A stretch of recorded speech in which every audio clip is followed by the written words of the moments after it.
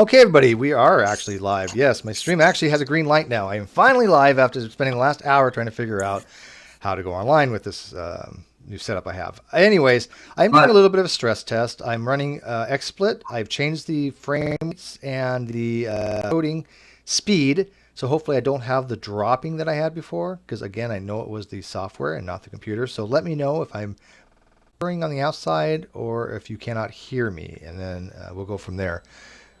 Because I think I'm already, my stream life says good, but I'm already buffering. Maybe that's just my end. So let's check this out before I get started.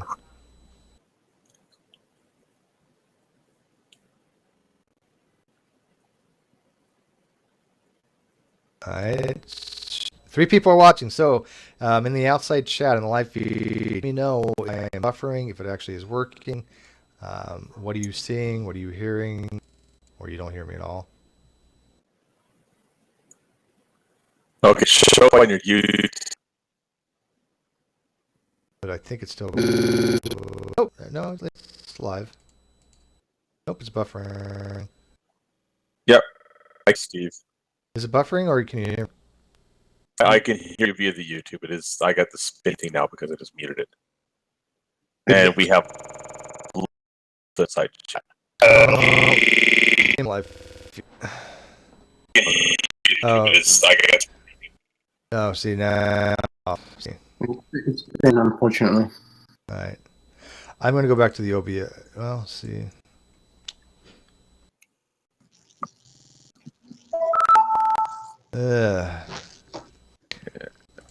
Moderator, what's YouTube? And we have side chat. Oh, I'm going to go back to the OBS. Yeah. I'm helicoptering, I guess. Let me go back to the OBS now that I figured out. What channel are you broad? Yeah. If it gets bad, let me know. I'm sorry about that. Okay. Yeah. No, you just sound like you got a directional mic on a desk and you keep turning your head away from it so your volume goes up and down. That's weird. Yeah, I think I had my mic on the wrong setting. Yeah. It looks like a fiery crown of thorns. Fiery crown. Oh, that's a burning ring of fire. Yeah, that's right. Johnny Cash reference. It's Johnny Cash. Good call. Or One Hell of a Night at Taco Bell. One of the All two. right. Can you check that I see I'm on live now? I've changed the changed it to a manual authorization with a custom feed rather than using the default YouTube feed. Good call. It seems a lot better now. Oh yeah. Or One Hell of a Night. Yeah, it's not buffering. There we go. You got a whole bunch of people. You got 7 people watching. Change it to a man. Okay. Oh my goodness. Yeah, much better. So okay. Note to self: use a custom encoder rather than the default one. Anyways, as I was telling people, I'm doing a little bit of a stress test on the computer to see, what's the best settings. I've been playing around with some of these things. The link to get in is in the video description. So if you want to join, all you got to do is click that link, and I won't authorize you. Let me know in the live feed, George, Lucky, Brenda, Lord Jesse, if you guys can actually hear me clearly, and if you can hear the people inside here. Pseudo, say hi again. Hi again. Hi again. Okay, so if you guys can hear that, let me know. And I know there's a 30-second delay. So yeah, there's a little bit of a delay. Yeah. So let's see. Well, you know what? I can actually go to my live feed and tell me. Manual authorization with a custom.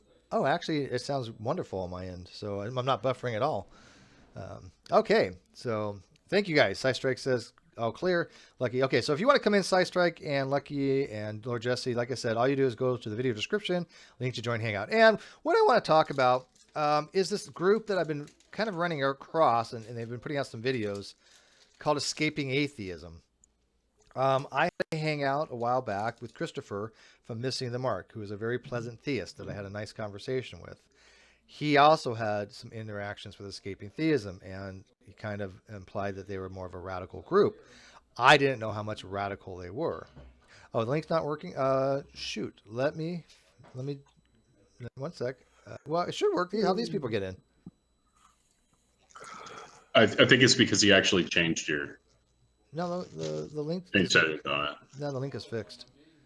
But I will redo it just in case. So I'm gonna put.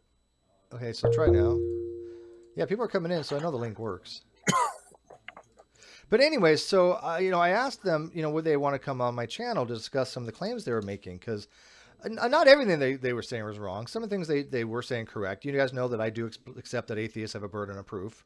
I think that anybody, kind of does have a belief. And I do believe that atheism is a positive assertion. Now, if someone wants to take the negative approach and say it's just a lack of evidence, they can do that. It's a definition. I don't think it's a good one, but that's not how I view atheism. But anyways, I agree with them on that point, but everything else they said was completely ridiculous. The people in the live feed were saying things along the lines that atheism is nonsensical or is irrational or it can't be demonstrated or has a high burden of proof. None of which made any sense to me. So that's why I was like, well, come in and talk to me so I know what you're saying. But anyways, I got an email response. Hang on 1 sec. Brenda, I am not getting any requests for you to join. So I don't know. That's weird. But I got an email response from a guy named Dan. There's Brenda. And this email response started off pretty civilly. I said, when would you like to schedule an appearance on my channel to discuss your claims about atheism? Because he had mentioned in the live feed, contact me. Maybe this was him or somebody from Escape the Atheism said, contact me. So say, he says, you want to have an actual conversation. We all thought you were steering Christopher pretty hard to try to get him to claim he had an evidence-free worldview and not really want to listen to him, which I think is kind of odd because I was intently listening to Christopher, and I don't know what he means by me trying to get him to say that he had an evidence-free worldview. I never mentioned worldviews. I don't think that Christopher doesn't have some type of evidence for his position. I believe he's a very intelligent person. Do I believe it's empirical? No, but that doesn't matter. Still his own type of subjective evidence. He says, you also seem to think most of your your metaphysical and epistemological assumptions are silly self-evident truth. Well, some of them, not most, I would say 3 are self-evident truths.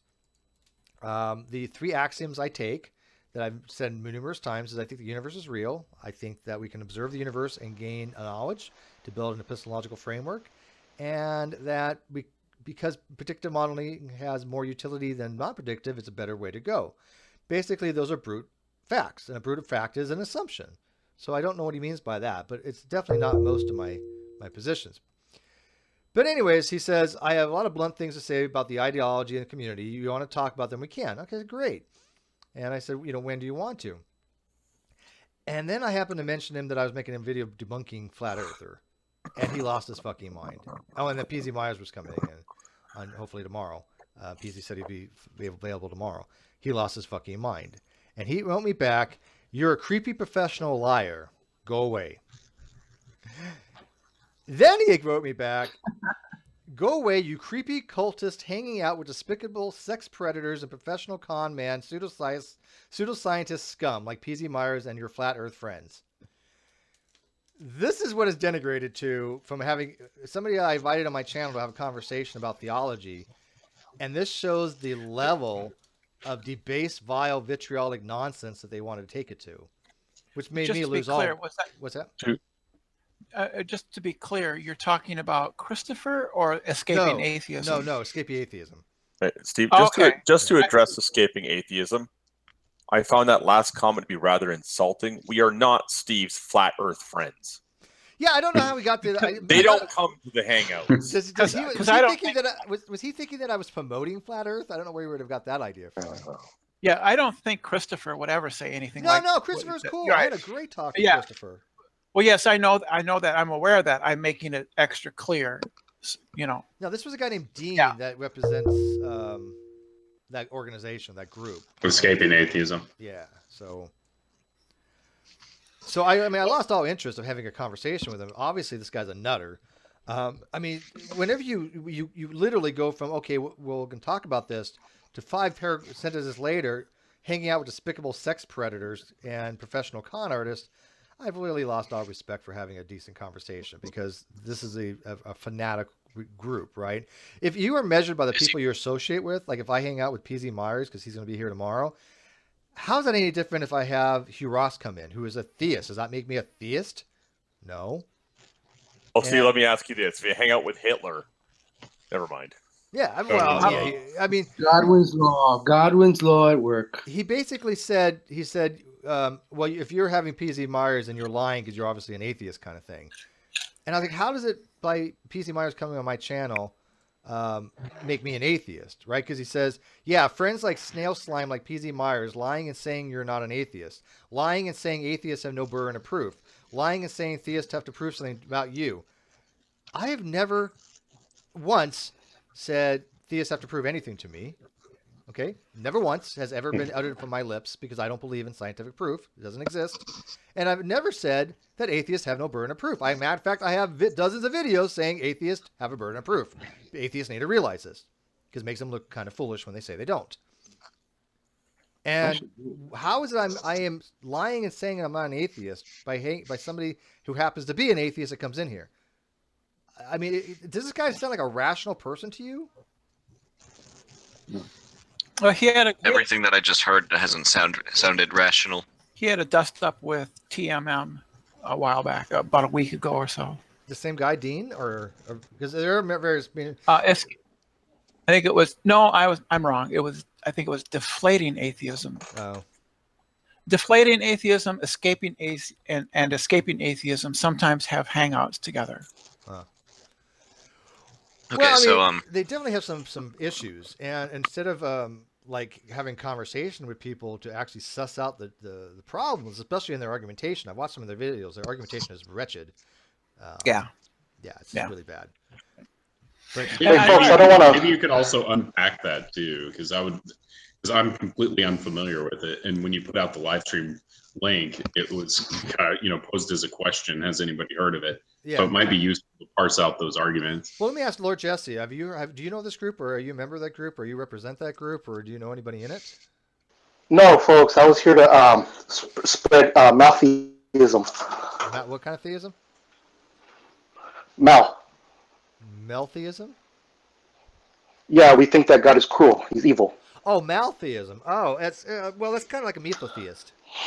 Yeah, it's kind of like a Gnostic position. Well, are you a mesotheist? No, you got to understand. I believe in God. Right, a mesotheist does believe in God. And God is evil. The demiurge. He's the demiurge. The God of Abraham. You know, the clone of Jesus, the clone. All right, so you believe God exists. You're okay. Are you just a maltheist? I mean, meaning that you think no. Okay. Are you a mesotheist as well? Do you hate God? I'm also a half Jehovah's Witness. Okay, but do you hate God? With a passion. Okay, so you think God is evil and you hate him? Yes, okay. But I'm not an atheist. Well, you can't be, obviously. It would be an oxymoron if you're an atheist and say you hate God. Which is kind of funny, because that's the thing that a lot of theists say. They're like, oh, that person's an atheist. They're only an atheist because they hate God. No, they don't believe in God. It's fucking retarded to say they hate God.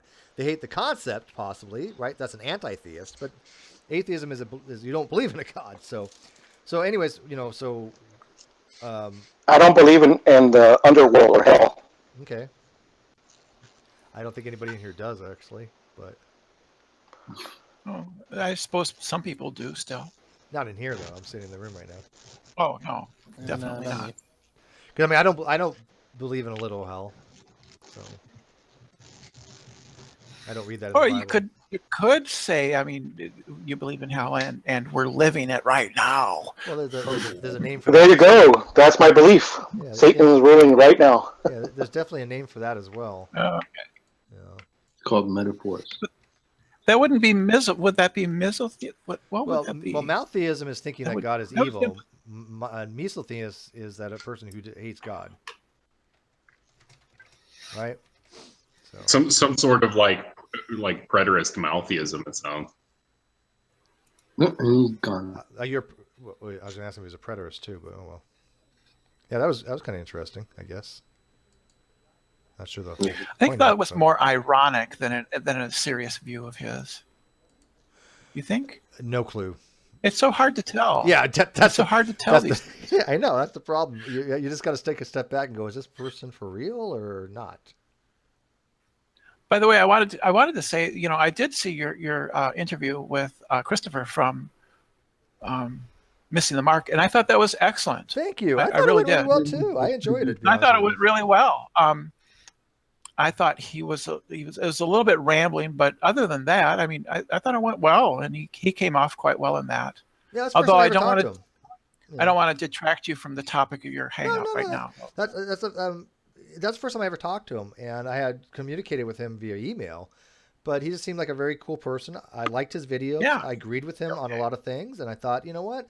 Here's a theist that I can have come in and we can have a conversation, because my channel is set up literally to open to anybody.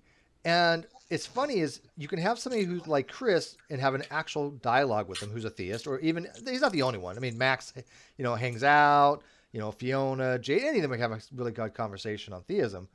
But then you have the people on the other side, like Antonio Fletcher or Darwin's Deity, and those guys who can't. They're just completely inept and incapable of having a conversation on theism. I wanted to show the dichotomy. They're inept at having a conversation on anything. True. They're just inept. By the way, the last time I was on, I had a little disagreement with Fiona, and she told me to look up a video by Ozymandias, and I did, and he changed my mind. Ozzy has a tendency to do that to people. So I'm not saying that Ozzy is all powerful, but No. but Yeah, well, Ozzy knows his shit. Well, That it was interview convincing. It was actually- convincing. I'm sorry. Go ahead. What was it on again, Brenda? To refresh my memory, I remember her mentioning that. I said something about an omnipotent God can't be omnibenevolent. or Oh, something. that's right. That's right. Right. Yeah. The problem with And God being omnibenevolent and Theodicy. Ozymandias has a video exactly on that, and I found what he said pretty convincing. yeah, he has a really good way of putting things to go. Wow, shit, I didn't think about that. To try to get rid of kind of like lesser arguments, right? I mean, there are arguments to be made. I think the problem of evil is a very good argument, but God's omnipotence to me is not an issue. Whether God's omnipotent or not, it's not a problem I see in the Christian faith. I see a lot more problem with the problem of evil in the Christian faith than I do the omnipotency. So. Yeah, when I read Dawkins' book, The God Delusion, I put myself at a hard 6. So when I watched that interview, I was like, let me notch that back a little bit. Yeah, his scale only goes to 7. So, How far did you roll back though when you found out Dawkins can't use Twitter and get honey through an airport? Dawkins is a fucking idiot. Well, he's in the upper classes in England. Of idiots? well, I mean, Dawkins got to remember he's really kind of left academia to pursue this whole more atheism thing, right? This is his How old thing is now. he? Oh, he's got to be. How old is he now? He's pushing 80, probably, isn't he? I mean, Yeah. is he still getting divorced? Because he married a Don't Time know. Lord, or he married a Time Lord's companion.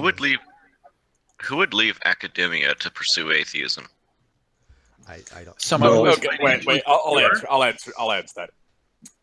Michael, sometimes you don't leave academia. Sometimes academia just opens the door and kind of points. Yeah. And you take the hint. Well, I I feel think he was- terrible. Either that or you become old enough that you want to do something else. I mean, I don't think it's fair to say that the guy was pointed. Yeah, so was somebody pointed just to- comes into your office, you've got on tenure, and starts measuring it, and you wonder why. It's like, well, gotta know how many boxes of paint to buy. I suspect he's very financially secure, and he wanted to pursue something that was interesting And to him. he's allowed to. I mean, I don't fault him for that. But I mean, I just get tired of people saying, "Oh, well, Dawkins says this and Dawkins says that." Well, what the fuck does that got to do with me? Why don't you address my arguments? I hate it when I have to have an argument with people who just want to quote mine and quote other people, because then you're not arguing with that person. You're arguing with their quote mining. It's just Yeah. And by the way, So escaping atheism. He's pretty He's pretty in your face. He's pretty confrontational. He's pretty damn sure. Well, of it's more than himself. just one person. It's a group, and they just put out a Oh, video it's a today, group? which I haven't, and I haven't watched it yet. But the name's something like "Escaping Atheism: Why We're Vitriolic and Full of Hate" or something. And I didn't get a chance to watch it. Oh. But it was out today. Okay, so Steve, you think atheists have a burden of proof? I'm guessing Yes. that's why you identify yourself as agnostic. Yes, but I believe that any position of a belief nature requires a burden of proof. And it's not that hard for an atheist to discharge it. So why do they need to go around trying to avoid it so much? It seems silly. Just accept that you do. Give a very basic explanation of why you believe the way you do, and that's all you need. It's over about that. The theist can't even say anything about it. Steve, that's because they've been running around yelling at the theists. Where's your proof? Where's your proof? The Bible's not proof. Now, when you turn it on them, they get scared because they have no proof themselves. I think it's weird that people think that, you know, theism is by nature a positive claim when it's not. It's just a belief. I'd rather look at these things like justification, right? So an atheist might have an atheist has justification for a lack of belief, and a theist has justification for their belief. And it's like burden of proof implies a claim. Yeah, but there's nothing about they're both claims. No, they're both claims. They are both claims. Yeah. Because think about this. The proposition is, does God exist, right? How you answer that, you're making a claim of what you think comports with reality, right? So if I say yes, I am making a claim that I believe that God exists, which is going to comport with reality, right? I'm not claiming he does exist. That would be an epistemological claim, right? A knowledge claim. But a belief claim is still a claim. Well, that claim would be something like, I find the argument for the Kalam unconvincing, or I find the ontological argument unconvincing, or Sure, I don't right. believe that Jesus Christ was a historical person, or that he rose from the dead, or And that's all those justification, not burden of proof. Same thing. Burden of justification and the burden of proof are synonymous. They're identical. They're both standard of criteria. There's no My difference. positive between- claim, I just don't God like. wouldn't allow. I just don't like sorry, the go term burden of proof because it implies physical evidence, right? It implies a legal term when it's not. Right, Burden of proof right, literally yeah. means your burden for justification of why do you feel the way you do. That's what it means. That's it. It doesn't mean you have to prove that God exists or prove that God doesn't exist. It just says, why do you believe the way you do? It's an explanation. Yeah, that's why I don't like that distinction is between, you know, justification and proof. Yeah. You know, because not all justification is proof, you know, for everybody. It's kind of sort of subjective. Oh, well, without question, right? It's But I not mean, that's subjective, it's acceptable. If personal. I say I have had a personal experience that meets my burden, my bar that I have to make myself believe something exists or believe that it's possible, I think we all have that differently, right? I mean, we can't share that kind of knowledge. We have an epistemic limit. I can't show you my subjective evidence, right? Whether I do or don't, I have it. It works for everybody the same way, right? But I'm pretty much a 4 on the docking scale, I guess, if you put it that way. 4? Oh, go ahead, Nelson. Go ahead. I'm sorry. No, I'm done. Oh, I was going to make a joke. That was all.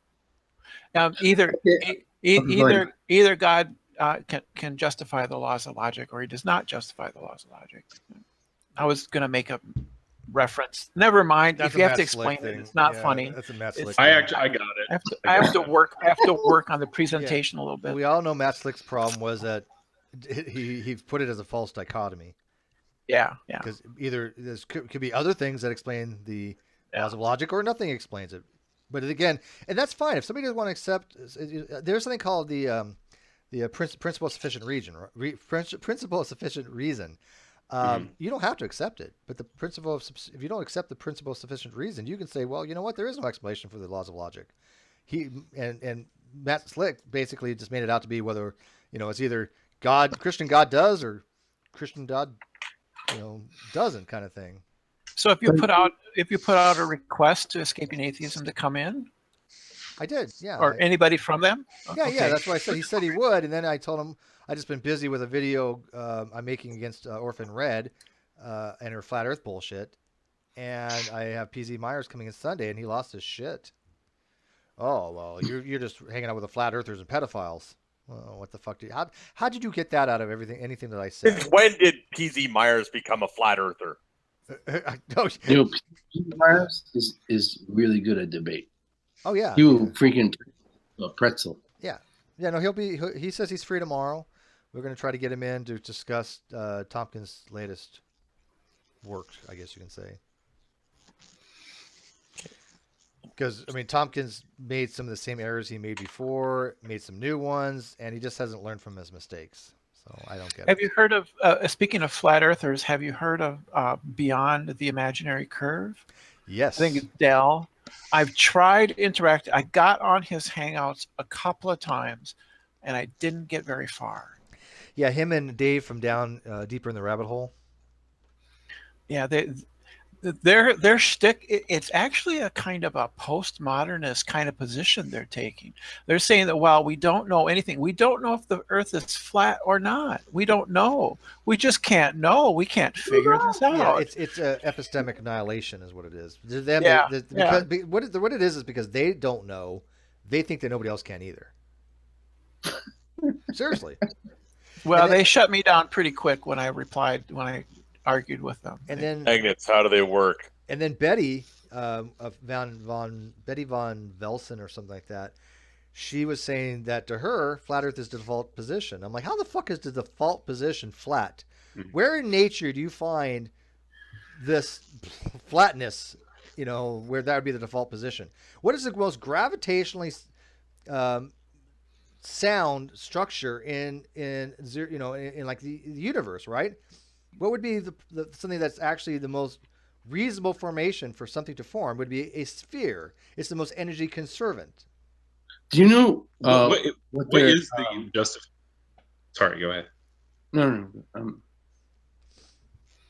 I was just going to ask, like, what, because I'm not very familiar with the flat earther position. Like, when like the NFL cameras zoom in on Saturn and show the rings like live on television, what's their justification for that? Well, CGI. We have actually had one person suggest that every telescope ever made has a built-in hologram machine that actually just shows the.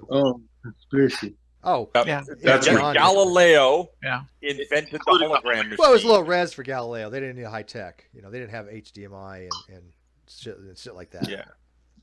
No, they'll go to extremes. That's why Galileo was put under house arrest because, you know. Yeah, they definitely go to extremes. The Pope really didn't like the hologram machine that he invented. I like how Biologos just on television. What's their justification for them? For stupid reasons.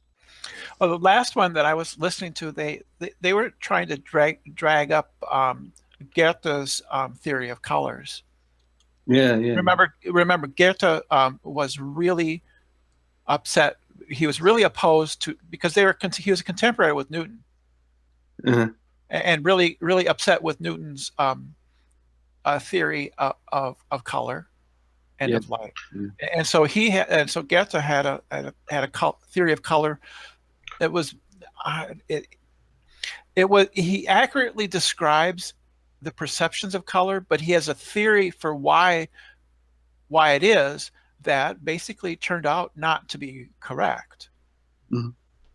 But and that's what the Dell and those people at the Beyond the Imaginary Curve were trying to propose as an explanation for why. They were saying, well, you see, when you use a lens and you concentrate sunlight, it can burn, but you can't do that with moonlight. And so they said this was proof of something. Do they not understand what energy density is? No, they don't. I mean, it's just. I mean, again, the ineptitude of these people are just mind-boggling, right? It's like, okay, you have a couple photons from one source, and you have trillions of photons from another source. Which one do you think is going to be have more ability to warm and hit your eye? So there's a lot less light being reflected from the moon than there is the sun. That's why you can stare at the moon and not go blind. The moon is a cold light, Steve. The moon is a cold light. It makes things colder. Don't you know that? How would it even do that? Well, the funny thing is, don't ask. It's do not ask how it works. Yeah, you never ask how it works. You go down the rabbit hole and you wind up asking them. Then why the hell do we have hills if the Earth? That's what the rabbit hole is. Asking a flat earther questions. That's the rabbit hole. But here's the funniest thing. They all seem to want to go back in time to bullshit science like ages ago, right? They wanted like turn back time into the Dark Ages. They want to bring back like aether theory, right? It's fuck relativity.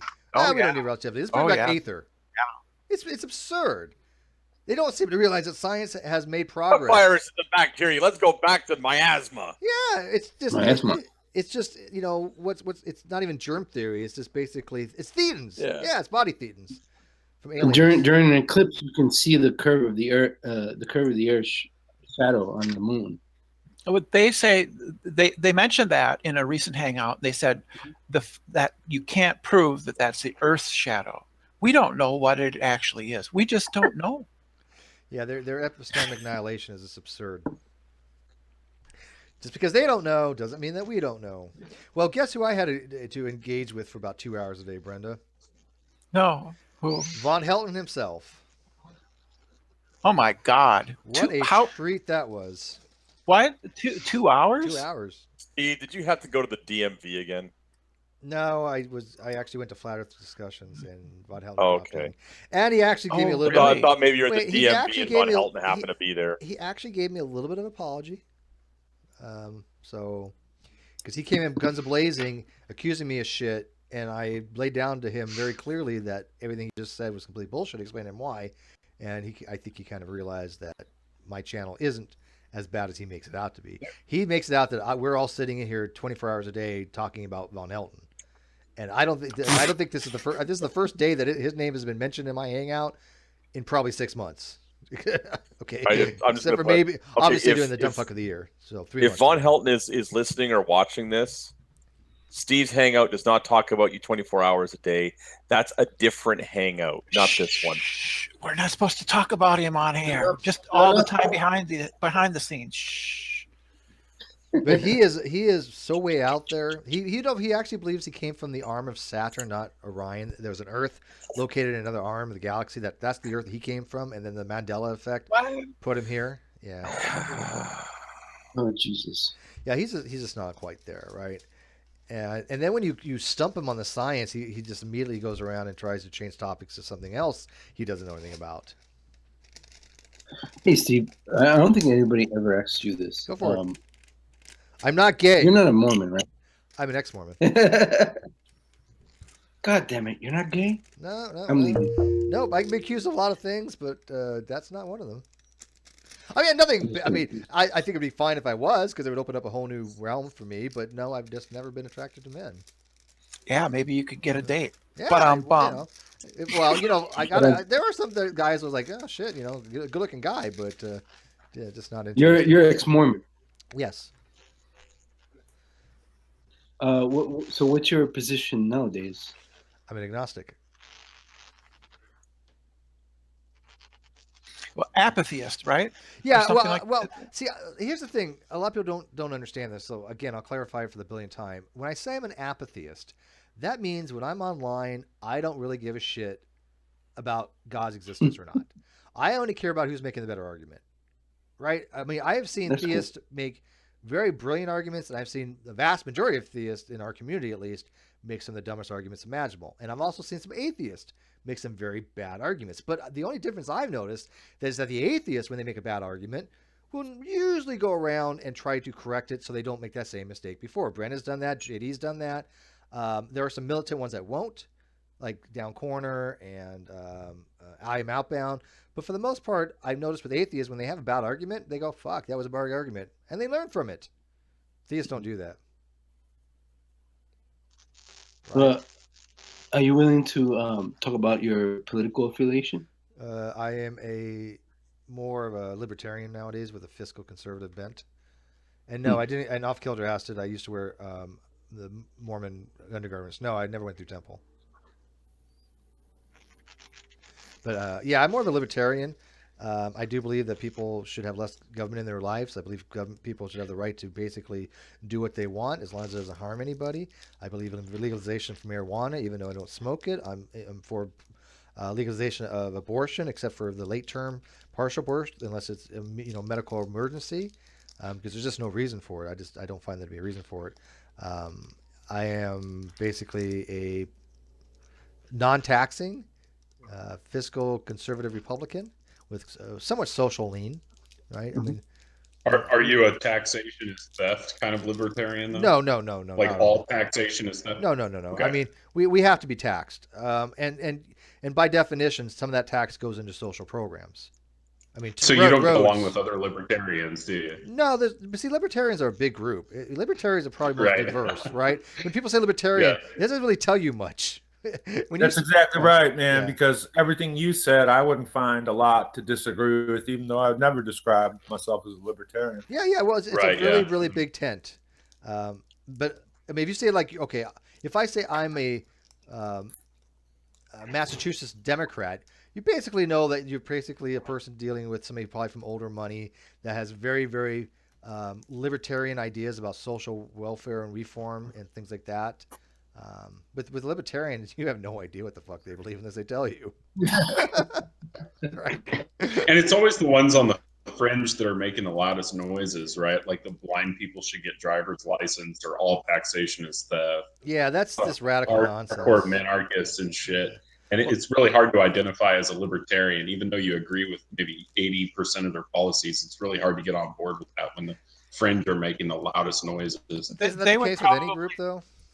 They would probably be better described as anarcho-capitalists. Could be. Yeah, I mean, to some degree, sure. I think that's actually a very good depictive of some of these. Those are the guys that harass cops that stop them. Oh, well, okay, here's the thing. Okay, there's sovereign citizens. Did you guys ever watch this video about this one chick who was sitting in the car, and the cop came up to the car and he took out the driver and he asked the lady to step out of the vehicle. She said, "Oh, I'm a sovereign citizen under the Articles of Confederation." Hint, we don't go by the Articles of Confederation, right? You know why? Because it was ratified by the Constitution? No. Yes. Because the Articles of Confederation are Canadian. No, The sovereign citizen crap comes from out west. We have You know? we had Articles. But that's where this stuff is coming from. Yeah, well, you can't prove that where it's coming from. We're talking about what do you mean? The Articles of Confederation came from Canada. Yeah, I don't know what you mean by that either. No, it's 1775. Listen, Blue, shut up. Steve, Go ahead, Canada has a. Why didn't you tell him to shut up? Because I'm telling you to shut up. Okay, I hope you get cancer. Steve, Canada has a confederation. Sure. That's what we have. We had confederation when we became a country, okay? And when was that? Was that before or after 1775? When you came and invaded us and took our White House. Actually, we tried to invade you first. But now we just burnt it down. Yeah, whatever. Actually, when was that? When did you become a country? We ate the dinner. When did you become a country again? Blue. Out of all the hostility. When did you become a country again? We can actually sit down. When? Long before you, Blue. No. When? Long before you. No. When did Canada become a nation? You had your little fucking revolution. When did you become out of it? When did you stop sucking Queen Victoria's pussy? It was in the 1860s, I believe, wasn't it? The moron. Stop yelling. Please stop yelling. It's very hard. I got new hair. Yeah, you know what? It's so loud. No, you're not fit to shine my shoes, boy. All right, so anyways, to get back on topic. Okay, tell me, what's the capital of France? Do you even know that? To get back on topic, okay. As I was saying, the video that I was watching, she tried to pull this whole, I'm surprised she didn't bring in maritime law, right? And the cop had justification to search her, and she started crying like rape and shit like that. And he took her ass down and put her in what's called pain compliant mode. Okay. And when a cop puts you in pain compliant, it means he's going to fucking break your arm if you don't fucking stop moving around or shoot you. Exactly. Okay. But that's pain compliance. It was an awesome video because it goes back to what you're saying, Nelson, about these people that take these things to an extreme. Now, do I believe in open carry? Yes. Do I think that the people going around opening carrying to try to get the cops to stop them, do I think they're doing a good thing? No. Mm-hmm. I think they harm gun rights. I really do. Do I understand the reasoning for it? Yes. I was an avid firearm owner. Hey, Steve, what do you think about what happened at the Malheur Forest? What was it called? The Malheur. You're talking about the Indian standoff? Yeah, the Oregon standoff. The one over the pipeline. Ammon Bundy. No, it's completely different. He's talking about what happened in Oregon with the guys that held out in the federal building. It was abandoned. Oh, very vaguely. I don't remember much about it. Didn't they all give up and it was all peacefully resolved? No, because No, they went to court. one dude was shot. Yeah, I mean, it was like actually a pretty big deal. No, I don't remember. the boy Finnegan was a part of the militia. He got shot. And, Well, again, these people are these people that are forming militias. I'm all for regulated militia, but these people are just whack jobs. They're playing military is what they're doing. Yeah, I agree. Yeah. I mean, if you're going to own a firearm, you know, it's not for you to go out and play soldier. If you want to be a soldier, go join the fucking army. But they think that the federal government is illegitimate. Yes. Yeah, and they think the government's evil and the government's, you know, they're just one type of conspiracy nut. That's all it is. No different than the ones we deal with. Police are especially careful with sovereign citizens because there have been a number of cases where they have killed police officers. Yeah. These sovereign citizen types. Yes. And they have also harassed judges by filing multiple lawsuits against them. Mm-hmm. They call it under the flag, you know, the flag that they use isn't even like the United States flag, right? They use like some weird justification of like, oh, the flag you're flying here has this, and this, and it's completely, you know, just legal speak, right? They think that the gold fringe around the federal flag means it's a maritime. Yeah, that's what I said before. And you're under maritime law. Yeah. And so they look at the low fence and gate in courtrooms, and they think it's sort of a maritime thing. They think that means that they're under maritime law or something like that, and so they deny that. You know who buys into that? Ken Hovind. Well, that's by extension, and true empiricism. Yeah, it's true. Never heard him say anything about that. But Kent Hovind definitely does. I don't know about true, but Kent I definitely buy into because I've heard him say similar things. I mean, you got to remember Kent was the one that was advocating from prison that the government institute mandatory euthanasia for gays. You know, I'm like, he's a radical. Did you guys hear his? Did you guys hear his jail conversations that were recorded and publicized with his wife? Sure. Absolutely, I did. Yeah, where she was like calling him sir and all that stuff. Oh, that was creepy as shit. I can guarantee that woman was beaten and basically, and again, I hate throwing out accusations, but she has all the signs of battered woman syndrome. And he actually did admit that he beat his child once in a video. So it is definitely within his power to be abusive. I had one engagement with him, and that's all I ever wanted to talk to him, to be honest with you. And I kicked his ass. And he knows it. Nice. So back to the topic. What are these arguments, if you don't mind parsing them out, that like convince atheists to escape atheism? Well, there are none. I don't know what their reasoning is. I don't want to like miscategorize people, right? I don't remember a lot of the stuff in their videos because I just thought they were so bad that I was like, oh, fuck this. Well, one of them was the prime mover argument. They think Aristotle's prime mover argument. They think that's a good argument? Yeah, I think so. I think I'm not clear that it's not updated in some way, but they said that God is what makes the universe go. Yeah, I'm a firm believer in the Munchausen trilemma, that everything boils down to that. You have to pick a horn to have any kind of ability to have a framework to build your knowledge from. Mm-hmm. And just by positing a prime mover, you're not really doing anything. That's an axiomatic thing that's an assumption you're making, because you certainly can't demonstrate there's a prime mover. Now, if that helps you build your knowledge base, your epistemological framework, okay. But to me, it's not really any different than saying that there isn't a prime mover, right? You can have an infinite regress, you can have a circularity, but I just don't see positing that hypothetical prime mover, which doesn't really make conceptually that much sense. Logically it does, but conceptually it doesn't make sense to me. Sorry. Hey, Steve, one question for you, or actually two questions. Welcome to the Steve Q&A hour. Fuck me. No, go ahead. Go ahead. What's the best theist argument and what's the best atheist argument? The best atheist argument, like I said, is the problem of evil, I think. Because, why would such a benevolent being, God, make things so shitty for people? Why do so many bad things happen? It is a good question, right? The best argument for theism, I think, is probably, it's subject. It's going to sound weird, but the best evidence for theism is subjectivity. If you personally think you have experienced something, that's going to be your best evidence, because you're not going to get your evidence from somebody else. You're not going to have somebody provide you physical or empirical evidence. Now, they might provide you evidence you think is convincing, and they'll convert a lot of people.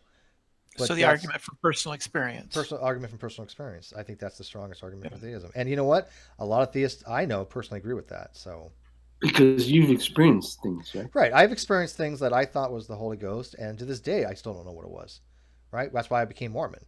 And to this day, I have never experienced things similar, nor have I found a reasonable naturalistic explanation.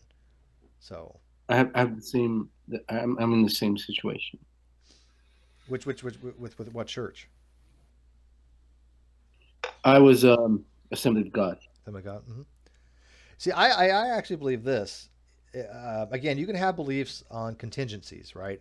So contingent upon the existence of God, I believe that God could operate in any form, any church, any situation. Okay, I don't believe in one particular church where God has sole dominion that he cannot operate in any other. And I think that people that claim that God only operates in their particular religion does so with a type of arrogance that make them feel special, right? Yeah. What do you say about the Christians who are perfectly comfortable accepting God is not all loving, right? So I have family members that are clergy that say, what makes you think that God is all loving? And they're perfectly comfortable worshiping a God that isn't omnibenevolent. I find it kind of be weird. I think you can justify in some ways a God that's all good, but still having some bad things happen, right? I mean, even parents have to, even when they spank a child, they have to discipline them. That in itself is not a great act, right? But it has toward a bigger goal, right? A consequentialism of sorts. But that's not what I'm talking about when I talk about the actual evil in the world. The people suffering, people that's hard for me to wrap my head around. Yeah, I actually have Christians in my family who are, like I said, clergy, and completely comfortable with the idea that God causes things like tsunamis that kill 170,000 people. Why? No problem with worshiping a God of that capacity. I think a lot of religious belief is based on the big other. The people either need or feel they need to have some sort of big other to appeal to for, I think a lot of times it's for moral reasons. They really feel that unless there's some big other, either abstract or literally up in the sky, I guess in primitive times, to whom we owe our fealty and our obedience in order to enforce social norms. So I think a lot of people feel that way, and I think that's a source of a lot of it. Well, let me ask you, how many people? This is what I think is kind of weird about religion. How many people in the Bible do you remember God killed or had ordered killed? I mean, you don't have to give me an exact number, but can you give me an estimate? Would you say it's in the thousands, to say the least? Probably. About 200,000. Okay. Counting the flood? No, not even counting the flood. Not even counting the flood. Counting the flood. Yeah, I mean, okay, you know what? Count the flood. It doesn't matter. Tens of thousands, right? Probably, right? Sure. More than Yeah. that, way more. Sodom and Gomorrah, we have to estimate how big those cities were. According to the Bible, how many people did Satan ever kill? 10. Why are we more scared of Satan than God? Hail Satan. Which is why Marcion was the smartest Christian who ever lived. Period. I think that's an interesting argument. It really is. No, I mean it is. He didn't necessarily conflate Yahweh or Elohim with Satan, but he definitely drew parallels in his content when he was writing about the Old Testament God. No, I mean, that's the problem with Christianity is that it's sort of comes as a dual package with the Old Testament and the New Testament. And if it was only the New Testament, there would be a lot less grievance by people who do contextual criticism of Scripture as a whole. That's all. I think you make a brilliant point on that. I think I couldn't agree with you more, actually. If you talk to Jewish people, they don't believe that Satan is an actual person. Right. Well, they don't believe he's a corporeal being. Who is this? Who is this person you said, Michael? This theologian you said? Marcion of Sinope was. Don't know who that is. Marcion of Sinope was Marcionism is considered a heresy in the first century. He's considered agnostic, he's considered a Gnostic Christian, and he actually was the very first Christian to put out a canon. And his canon looked a lot like the Jefferson Bible, that it was, a lot of stuff cut out, miracles and different things from the Gospels, a few epistles of Paul, and the whole Old Testament was completely thrown out. I think it was Ash. I don't recall who it was who made the first codified canon, but Marcion of Sinope thought that the God of the Old Testament was a God, but completely separate from the God of the New Testament. He was a demiurge. Yeah, that's very Gnostic. Yeah. That's very Gnostic. Very Gnostic. And you know what, though? I could see people wanting to do that. I mean, do you think that if some Christians could, that they would say, you know what? I just want to forget all about the Old Testament. None of that ever happened. Absolutely. If you would have offered me that out, before I left my faith, if you would have offered me that out, I would have been a Marcionite in a heartbeat, dude. What was your faith of choice before? Yeah, why would you believe that? Well, because that makes a lot more sense. Because what he's saying was he could reconcile a lot easier if he just kept the New Testament, but trying to reconcile that with the Old is difficult for some people. No question. Yeah, the problem of theodicy is actually a lot easier if you're only left with the New Testament, even if it's in its current form. But the problem with theodicy is amplified in the New Testament. I'm sorry. If you read the Gospel, go ahead. Go ahead, dude. All right. If you read the Gospel of Thomas, right, Jesus appeared to people as a little kid. Mm-hmm. Yeah. Oh, really? Yeah, he appeared to people as a little kid, and he would fuck with people. He was a troll. Yeah. He shriveled up his teacher, and he pushed one kid off the rooftop of. Yeah. I mean, it's really fucked up, all these apocryphal gospels. But what I'm saying about Marcionism is that if you had offered, I was an Orthodox Christian, Eastern Orthodox Catholic when I left the faith, and if you would have offered me Marcionism, I probably wouldn't be an atheist today. I probably would have found justification in at least New Testament scripture, the early church fathers, and ancillary text to resolve the problem of theodicy personally, subjectively. No, I could see that too. That makes a lot of sense. But you weren't a young Earth creationist, right? So if you were Catholic, so okay, so you were never on the extreme batshit crazy end of the spectrum. Absolutely not. No. Okay. Just curious. Because I mean, I kind of get into this flat Earth occasionally, but I try to do the young Earth more than anything else. But sometimes you just need a break. But I found people that the two are intermingled with each other, right? They were flat Earthers, young Earth creationists. I'm like, wow, that's just like, where do you go from there? You can't. I mean, you don't go anywhere. Well, hopefully I can get this video out by next weekend, because this video that I'm doing for against Orphan Red, who I invited her onto my channel, and she declined, saying that we were a bunch of 105 IQs trying to explain things to 80 IQers. I thought that was funny, but anyways. Yeah, that's kind of fun. Yeah, that's good. But I gave her a chance to justify a lot of. Did you say 105 IQ? Yeah. Hey, Brenda. That's a bit low. Yeah. Pseudo, take what you can get, Pseudo. Take what you can get. But Can I anyways, s- hang on, she did a video on why the sky is blue. Did you guys ever watch that? Do you know who Orphan Red is? No, I don't.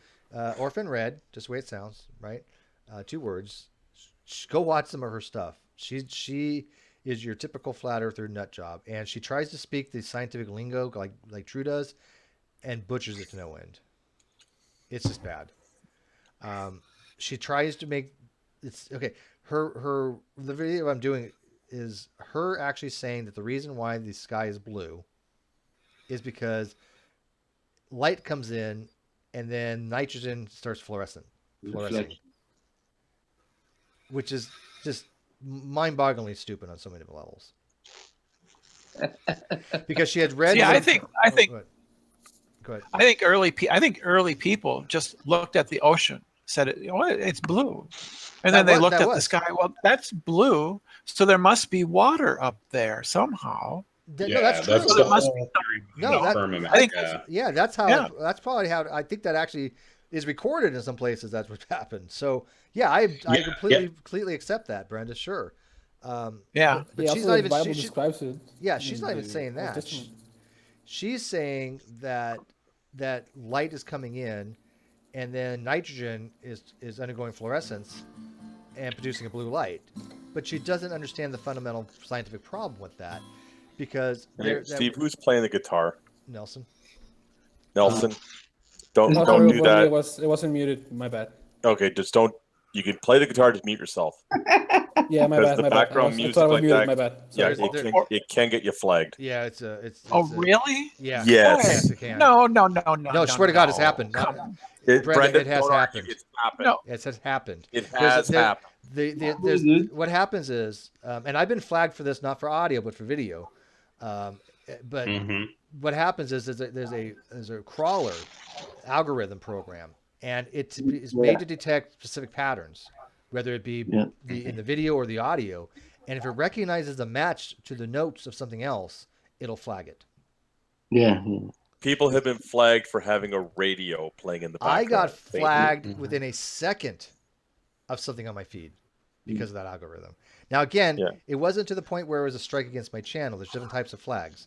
This was a notification that I cannot monetize my video, and that was it. And that the proceeds from that video would go to the other person. Don't worry about it, Steve. We got you. We got you. But anyways, long story short, there is something called nitrogen fluorescence, but it's not really nitrogen fluorescing. It's a misnomer. It's actually scintillation.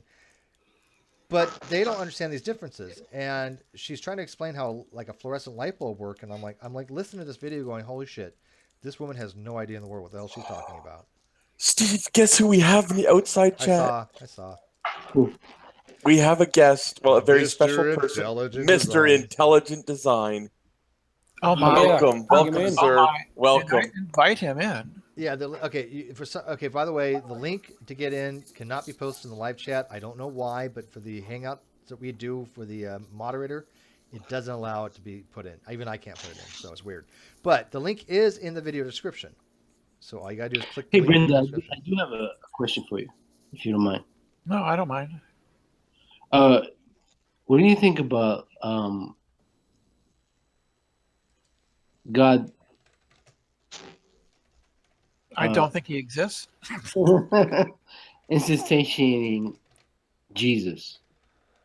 Do you think that undermines his omnipresent, omnipotent, sir? His omnipotence? How was that? His omnipotence, yeah. So when God became man, it would undermine his omnipotence? Does it? Or no? I haven't really thought about that.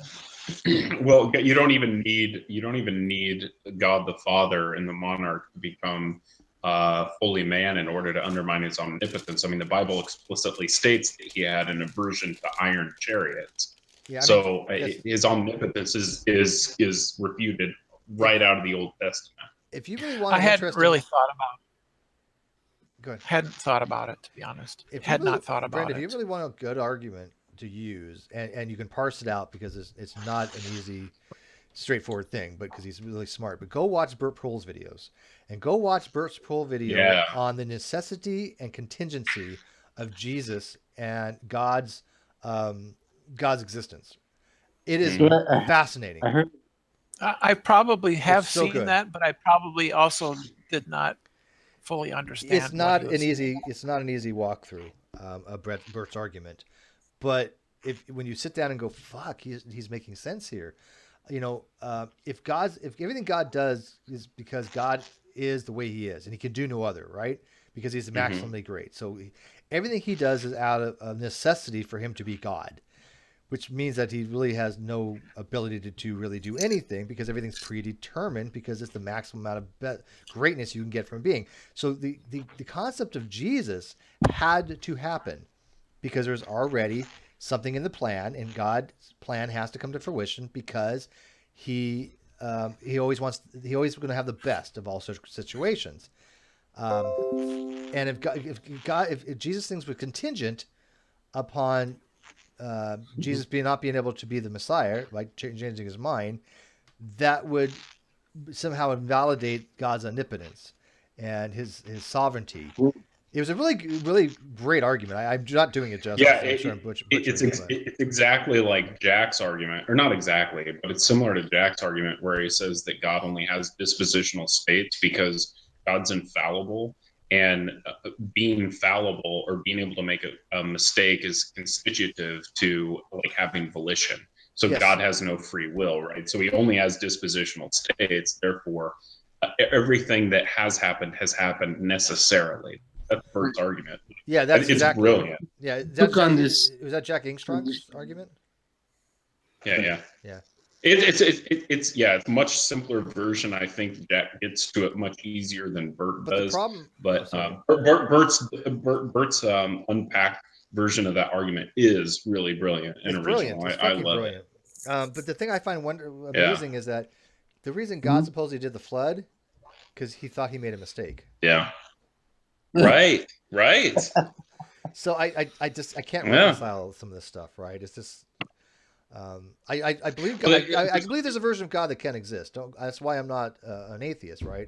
I can see a version of God existing, but the versions they're positing to me don't make any sense. Yeah, well, like one of my best friends is a Sikh. I mean, if you ever want to have challenges to your atheism, talk to a Sikh, because their definition of God is completely incomprehensible in Western theology. Why would any God allow this shit that's going on? It just makes no sense. Well, I mean, there's some people allow what now? Well, if you go to esotericism, I don't know if that's the correct word. Those guys say everything happens for you to learn something. Those guys go along with karma, so you are in this life to learn father something. raping their daughter and keeping her in a basement as a sex slave. What does that prove? I don't know. It's a really good question, but those guys say that happens for you to learn something. I don't know what the fuck that is. That happens for situations. Me. Want to kill them. What was that? I'm sorry, I can't understand what either of you two are saying. Yeah, neither am I. I got a whole bunch of and something about a basement. Is that better? My voice at the moment. All right. Well, some guys think bad things happening to you, so you can learn from those situations. So that way you can avoid karma. So that's karma. What do I learn from a girl being kept in a basement and raped? You will learn something unless you are that girl. I still don't understand the question. Well, and it's funny. I can't understand them either. But it's funny because somebody in the live feed is like, Steve, just admit your atheism. You know what? I've said this before. If my life came dependent upon it, I would actually probably side with weak theism than I would weak atheism. Just FYI. But that's only because of my own subjective opinion, subjective experiences, right? So I am not an atheist. I would admit to be an atheist because I don't feel it. I mean, that's just not a position I hold. And like I said, if it was somebody who put a gun to my head and said, do you want to be a weak atheist or weak theist? I'm probably going to go with weak theist. And again, there's completely subjective reasons for that. But I mentioned that before. That's why. I mean, why would people want me to take a position that I don't hold, right? Steve, do you have a video on how you got from your personal experience that you thought was the Holy Ghost and got to Mormonism? I've Did you spoke parse about that it out in that before. video? I have never no, I've never made a video about it, but I've spoken about the thing in depth.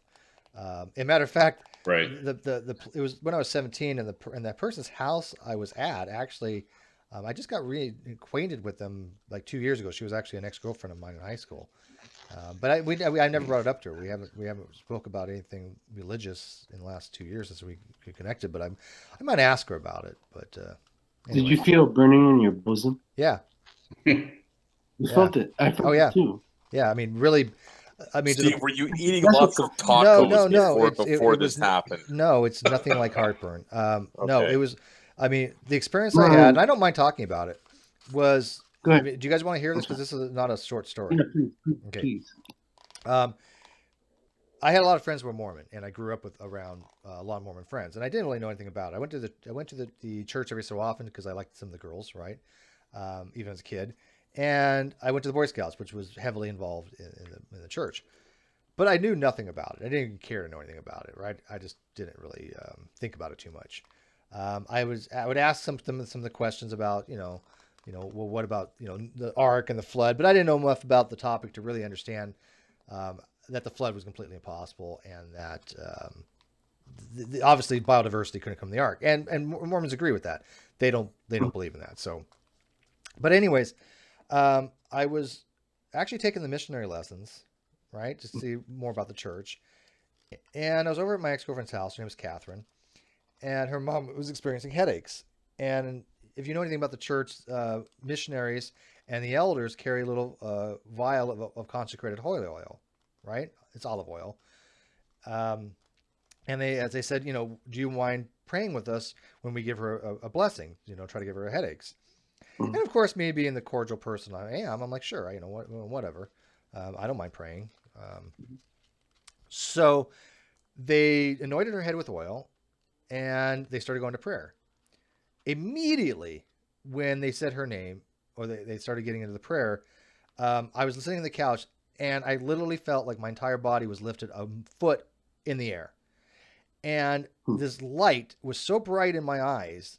It wasn't a white light. It was so bright in front of my eyes that it literally was like someone was shining a flashlight. I mean, I could see the pink in my eyes. And I've had lucid dreams where it feels like you're out of body, right? I think most of us have lucid dreams. Do I believe that you're out of body? No. But we've all had lucid dreams where we feel floating. So we know that feeling. That's what I felt. And it was extremely strong. And I'm like, what the hell is going on here? And as soon as they said amen, it went away. And all I said was, whoa.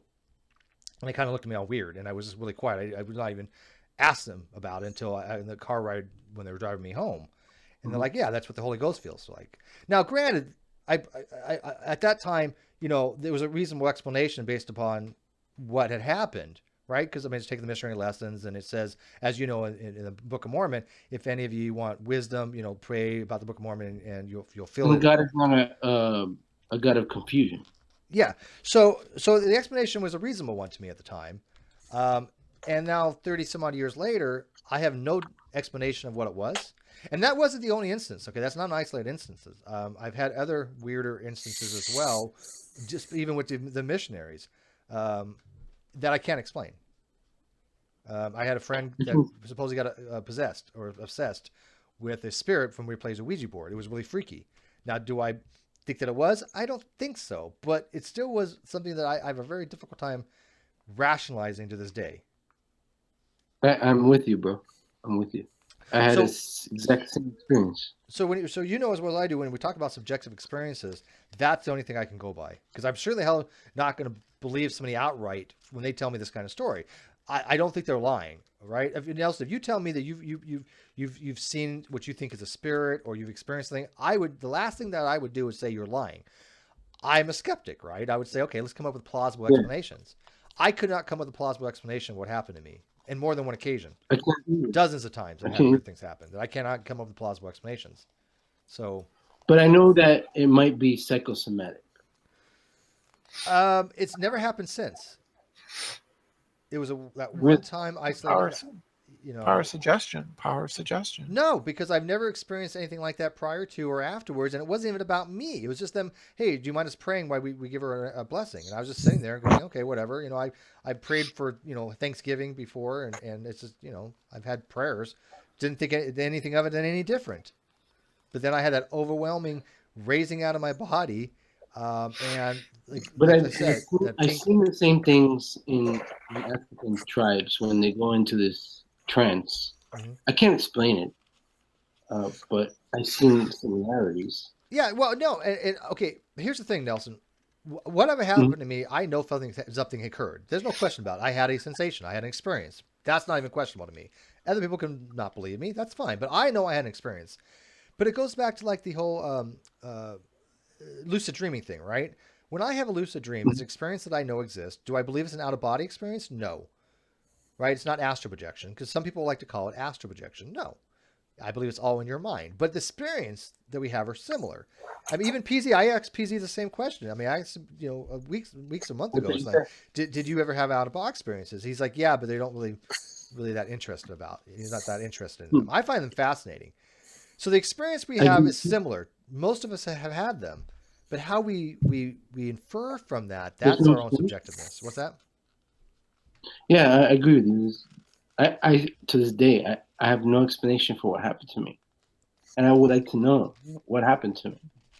You might have had an experience. That's why I can't deny people. But see, I'm more willing to engage you and listen to your experience than somebody like G-Man. If G-Man told me that the sky was blue, I would still be going, let me go outside and look. Right? I don't believe him on anything. G-Man's whole experience story involves finding a safe in an alleyway in a garbage can, happened. But it wasn't a garbage can. I don't believe it happened. I'm sorry. I don't think that story ever happened. So why is he talking about me in his hangout? By the way, I'm just curious because I haven't really engaged with him since Drag Not. Which, yes, he's probably still carrying on about that. Oh, dude. You know me, man. I'm pretty low key. I don't toot my horn very often. Yeah. Come on, Steve. When G-Man has a topic, he'll make a 4-part video about it. I also understand that a toddler could kick his ass, but I'm proud that I can kick his ass. Are you saying that's a challenge now? We have to find a toddler to kick G-Man's ass. Apparently, it's G-Man. Apparently, G-Man is in a live hangout with Antonio right now. Okay. Ow. What happened to Mr. Intelligent Design? Where'd he go? I don't know. Can someone give me the link to discussion? You know what, Mr. Intelligent Design? I can do that for you. Let's get the party started. Let's do it. Get the party started. Careful, Steve. You don't want that copyright strike.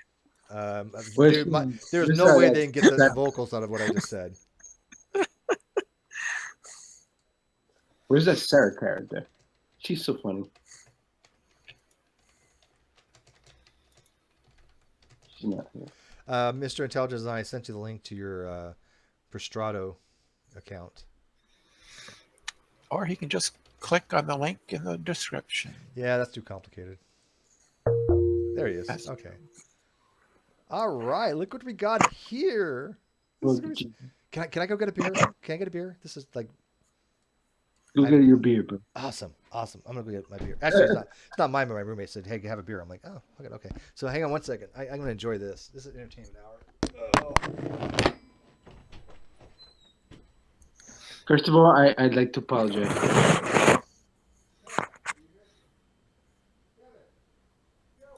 I kind of hold on here, Mr. ID, you're muted. Last time we talked, I was kind of aggressive. And Lucas, what are you doing? He's replicating. Yeah, my bad. I dropped my tablet, so I. Oh, okay. All computer. Right. There's 3 Cookie Monsters. Yeah, I know. My bad. Technically, that's not Cookie Monster. It's Animal, but you're forgiven. Yeah. He's undergoing mitosis. Yeah. I can hear you. Okay. Edgar, his name. Edgar, right? All right, I got my beer, Jenner and Draft. Wait. Let me get some more vodka on me. Okay, woo. So, Mr. Intelligent Design, how are you? Yeah, fine, thank you. Oh, you're coming in loud and clear. Good mic today. Can you hear me? Yep. Mm-hmm. Exceptionally well. Okay. Oh, thank you. So we have promised to discuss yesterday, but I was at work, so we don't have a time. So I think we can discuss today. But the topic here is escaping atheism. Mm-hmm. So can we? Oh, we can change anything you want. Yeah, I was hoping we could discuss biology and evolution. Yeah. Yeah, no problem for me. Okay. Awesome. This is gonna be a good night. You're one of my favorite No people of problem all for me. time. Okay. I am. Wait, let me turn. I'm actually having Edgar on every week if possible. He's going to be like a mainstay on my channel. Your last video was like 1,200 views. Yeah. Well, I've already milked Ronnie for all I can, right? I mean, there's only so much dumb fuckery goes around with him. So, but anyway, so what were you were saying to me, Edgar, that something about evolution and that you have falsified it. Do you want to go into more detail about that? Yeah. And I'll give you plenty of time, so go ahead. Okay, so I can show you my slide. Okay. So first, I told you that I discovered the real intelligence. Mm-hmm. Got that. And okay, and I made an experiment for intelligence. And this was maybe you can see the pictures. That was in your book, right? Yes. And then after I discovered these things, I applied this to biology. And I show you these limits about intelligence, and I show you this. I never showed you this picture last week. So when I apply this to intelligence, when I apply intelligence to biology, I found out that the way the theory of evolution explained the world, or the living biological world, are different from what I've seen. Mm-hmm. So to support further my explanation about biology, I made an experiment for biology. Maybe you can show this. You can show this to. Oh, it's been shown. I'm presenting you right now, man. There you go. You're presenting. Yeah. Okay. I have made an experiment for biology, knowing what is intelligence in myself. Okay. So I bought 2 radish experiments. I bought 2 radish. This one, and 1 radish was put inside a dark closet, and 1 radish was put in sunlight. Okay, I'm trying to differentiate the two. This one is very elemental, it's very simple experiment. And then I made it for 5 or 7 days. Okay, and I recorded the chains. And after that, I made a conclusion based on the experiment. My experiment tells me that my experiment tells me that the life is important to the plant, the plant, and life for me is intelligent design. And inside mechanism work inside the plants, and the defense mechanism work inside the plant. Okay. Or no? Hang on, let me finish. Go ahead. Okay.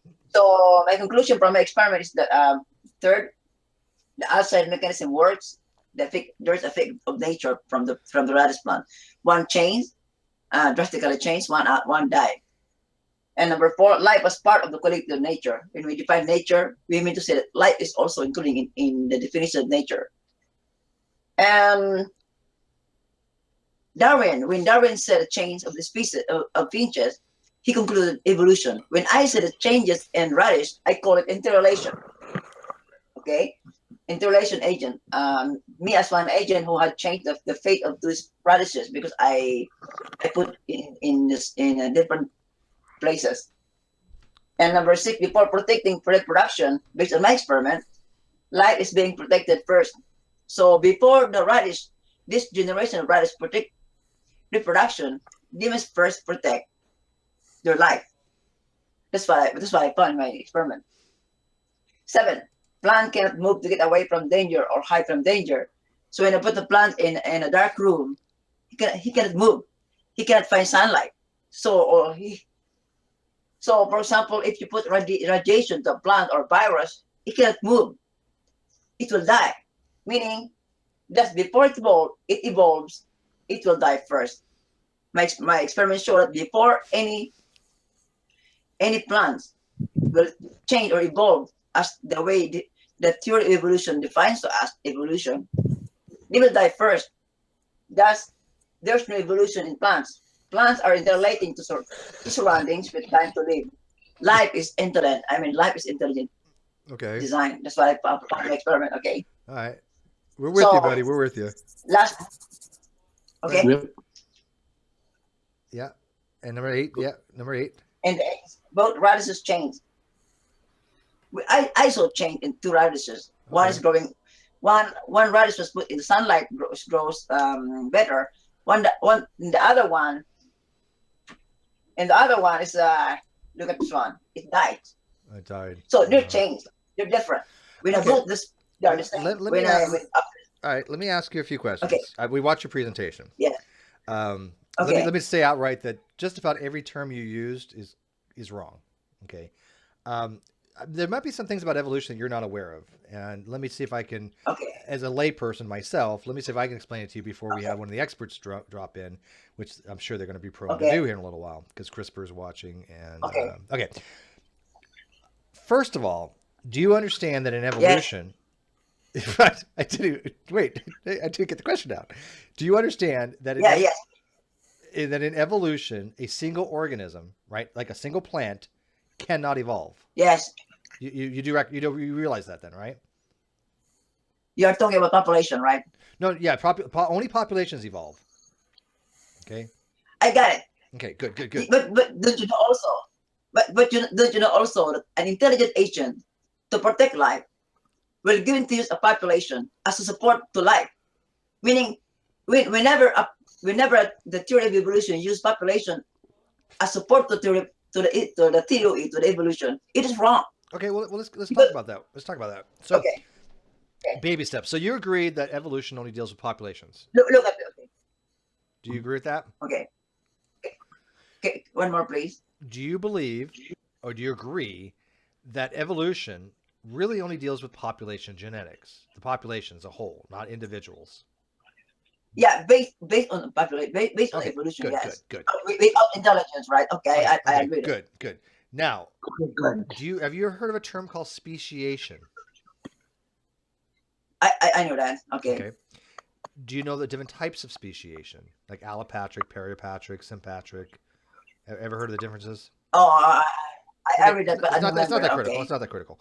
Okay, but speciation. You agree that speciation is when a population diverges, so you have 2 individual populations come from one, right? It's called cladogenesis. Okay, so I heard that. Do you agree that happens? Do you believe that speciation, by that definition, which is not the only type, there's also anagenesis as well, but do you believe that happens in real life? Do you think that we observe speciation events?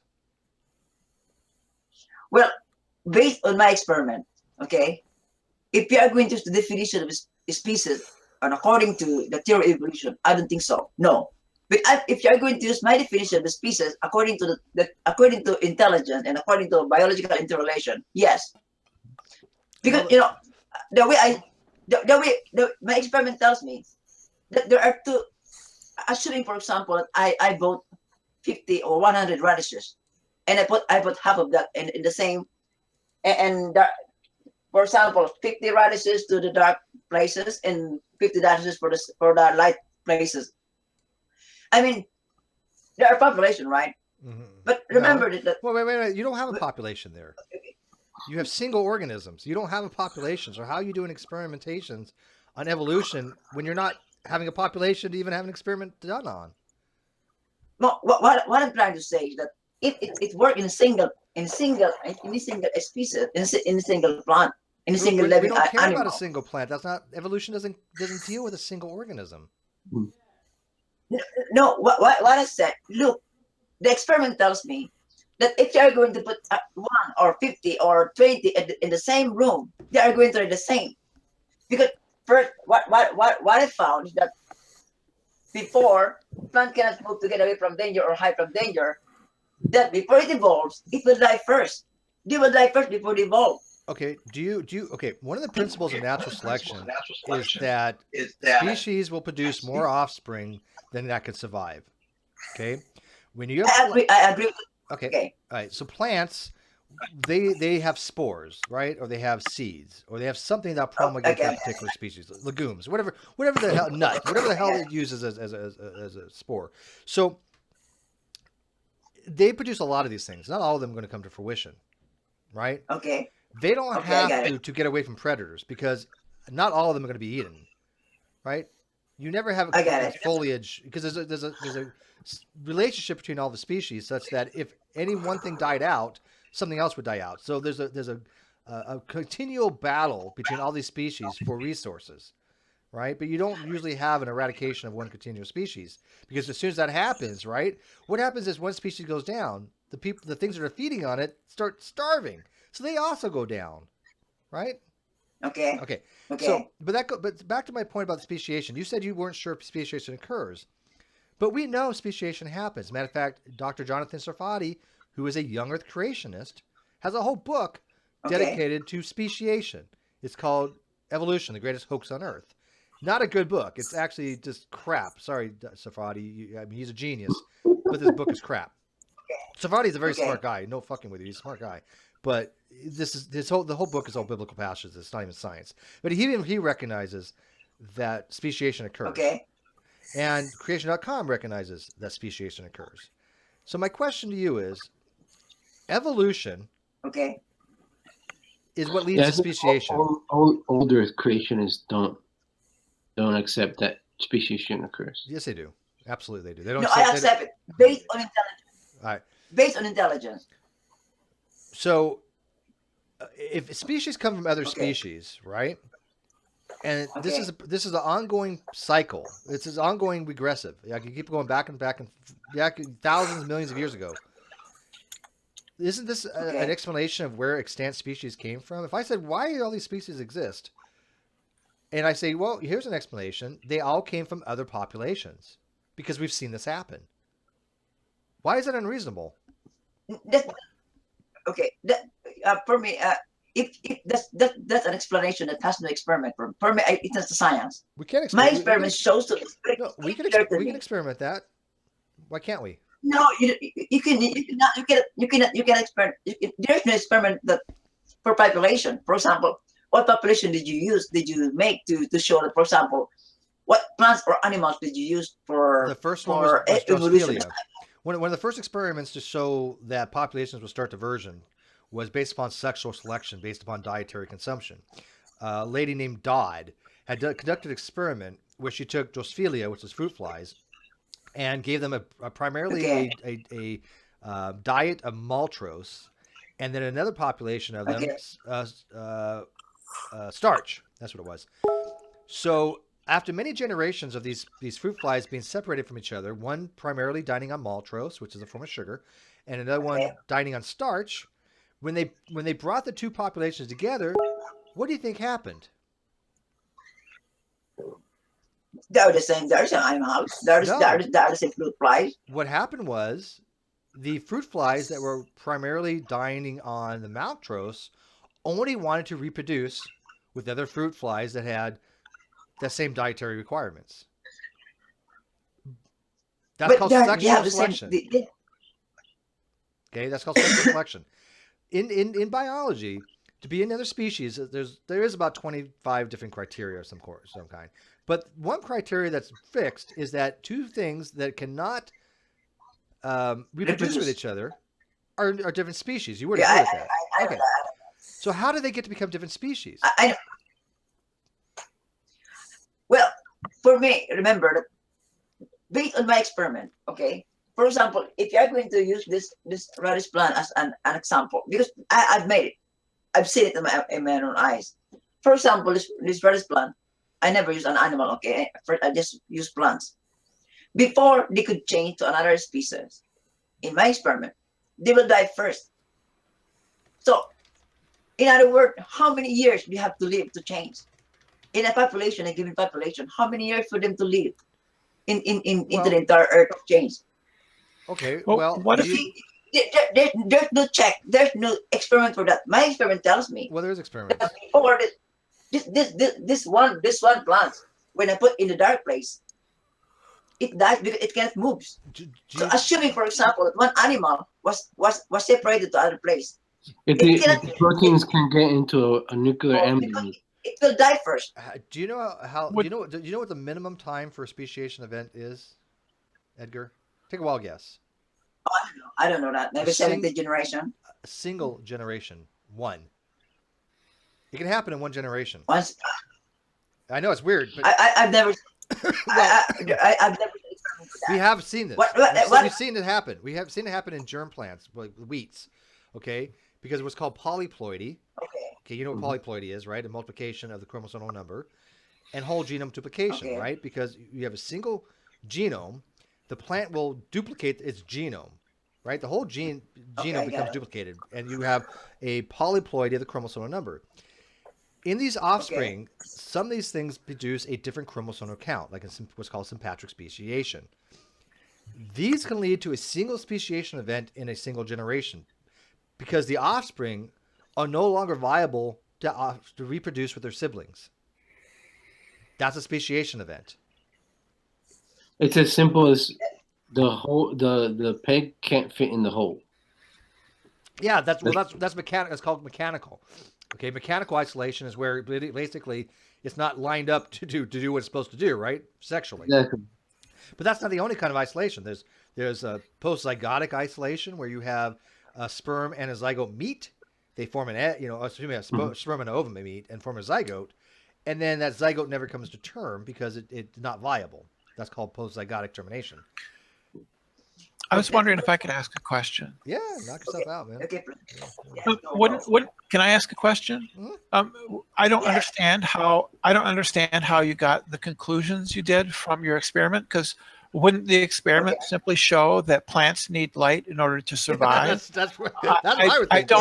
I don't see how you got to your conclusions. Could you please explain how this sequence and your thoughts and how you got there, please?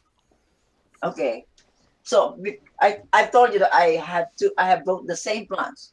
Okay, the same. I measured that. I weighed it. I measured all the leaves and the stems and the weight, and then I put one plant in a dark place. And the other one is I put in the sunlight. I gave water to this place. I just do it for one week. Okay, they change. My experiment tells me, because we have been trying. My conclusions first is that first life was important to the plant. Life is intelligent design. I mean, the first conclusion that I have seen in my experiment is that when I put this plant in a dark place, it's looking for sunlight, meaning this plant is protecting its life. The first conclusion that I can see is this plant. Its plant's life is very important to that plant. Okay. Second, inside mechanism work. I mean, if I'm a plant, I'm radish. If I don't have a sunlight, I'm going to look for something to find sunlight. So inside me, there's a mechanism that works to help me to survive, to protect my life. That's my second conclusion. Second, outside mechanisms work. So in other words, there's an outside force from nature. Change. One second. So let me ask you. You do know that certain plants they don't have mobility per se, but they can change their direction to focus to go to the sun. I mean, to point to the sun. You do recognize that. Sunflowers especially, they'll actually move throughout the day and focus on the sun. Now, do you know what causes that? Because it's not an intelligence that caused that. It's actually a hormone, if I remember correctly. What I'm trying to say, what my experiment tells me very, very simply is that the life of the plant is being protected by itself. There is a defense mechanism to let the plant live. Okay. Remember that we never use a defense mechanism in a living organism. it is a part of intelligence. It is not a part of the natural. Because no natural can make defense mechanism. Well, yes, it can. Yes, it can. Yes, it can. Okay, for example, when you're talking about the whole light thing, okay? Okay. If you have the through the process of evolution and natural selection, if you have a plant that has produced a specific type of protein that has allowed it to change the orientation with respect to the sun, okay? Because of hormones. Okay. But there's a protein that actually regulates this. If you have this system that does this, that organism, that plant is going to be more likely to survive than one without that ability. Would you agree? Agree. But that system is intelligent design. Because no, it's biochemistry. It's just as I have told you, I can differentiate. As I have told you, I am the founder. I discovered intelligence. I can differentiate a non-intelligence X to non-intelligent X to intelligent X. I can differentiate both. Can I tell you what I discovered, Garfield? Yeah. I'm sorry, I keep calling you Garfield. I know that's you, but his name's Edgar. Edgar. And this is no disrespect to you. This is actually a joke. But so you discovered the new intelligence, right? I am the founder, and I am the father of the new dumbfuckery. Okay, no problem. Yeah, so I'm the expert on dumbfuckery. Because I have so much experience with dumbfuckery with Ronnie, aka True Empiricism, and G-Man. Believe me, I'm not the only one. People other in the room too have experience too. I'm just like more so because I'm the father of dumbfuckery. So I will call you the father of new intelligent design if you can call me the father of new dumbfuckery. Is that fair? So no problem. Can I blow your fucking mind right now? Please. I want to blow your fucking mind. Natural selection can be a designer mimic. Yes, matter of fact, that's brilliant. It's called. It's ever heard of a You know what? I'm going to talk about that for that because he's spot on. Have you ever heard of this thing called? Oh my goodness. Teleonomy. Do you think teleonomy? A teleonomic reasoning, or teleonomic cause. Teleonomic. Okay, there's something called teleology, teleology and teleonomic. Okay, teleonomic is the appearance of design. Okay. Can you explain? Sure. One of the things Darwin, by the way, I don't even like saying Darwin was the father of evolution. He really wasn't. He was his theory was actually natural selection by adaptation. Yeah. It really wasn't theory. I got it. Okay, but he was able to explain that what we see as we think is designed, having the appearance of design, could be explained by a teleonomic approach rather than a teleological approach. That's something that the whole takeaway from everything that he wrote, at least for me, was that it doesn't require an intelligence to explain the things we observe. It doesn't require one. We can explain it using natural explanations. Right? But can I answer? Sure. Please do. Before Darwin wrote his book, he never knew about intelligence. So in other words, we can accept his prediction. But trial and error. Yes. Intelligence. Right? Can you add one more, please? Say again there. Natural selection is the height of intelligence. Yeah, I mean, we are intelligent because of natural selection, right? Because that was our niche, right? That is something that we got good at was intelligence. Yeah. I mean, do you know anything about human evolution, about where the lineage came from for humans, other than your preconceived young Earth creationist model? Have you ever looked at the actual, real evidence of how we came from lower primates and lower beings, especially like Homo habilis, like Gaster? Okay, I know that. Okay, but so with that said, I never. Do you understand that? Can I speak? Yeah, but let me explain to you. What happened was, at some point, hundreds and hundreds of thousands of years ago, I personally believe that because we started cooking meat, we were able to absorb nutrients better and get more of the carbohydrates. Okay, not the only factor, but it was proven or demonstrated in a paper that at that time the cranial capacity increased dramatically, such that the brain's wattage increased like threefold. It went from like 5 watts to about 12.5 watts of power that the brain does. Okay, so that increase of energy that the brain is having, and the amount of sugar uptake it has, the amount of neuroactivity it has, is all increased, has led to us having a higher degree of intelligence. Because you would agree, bigger, more stronger brains make smarter people on the average. Would you agree with that? Well, you need a brain to be smart.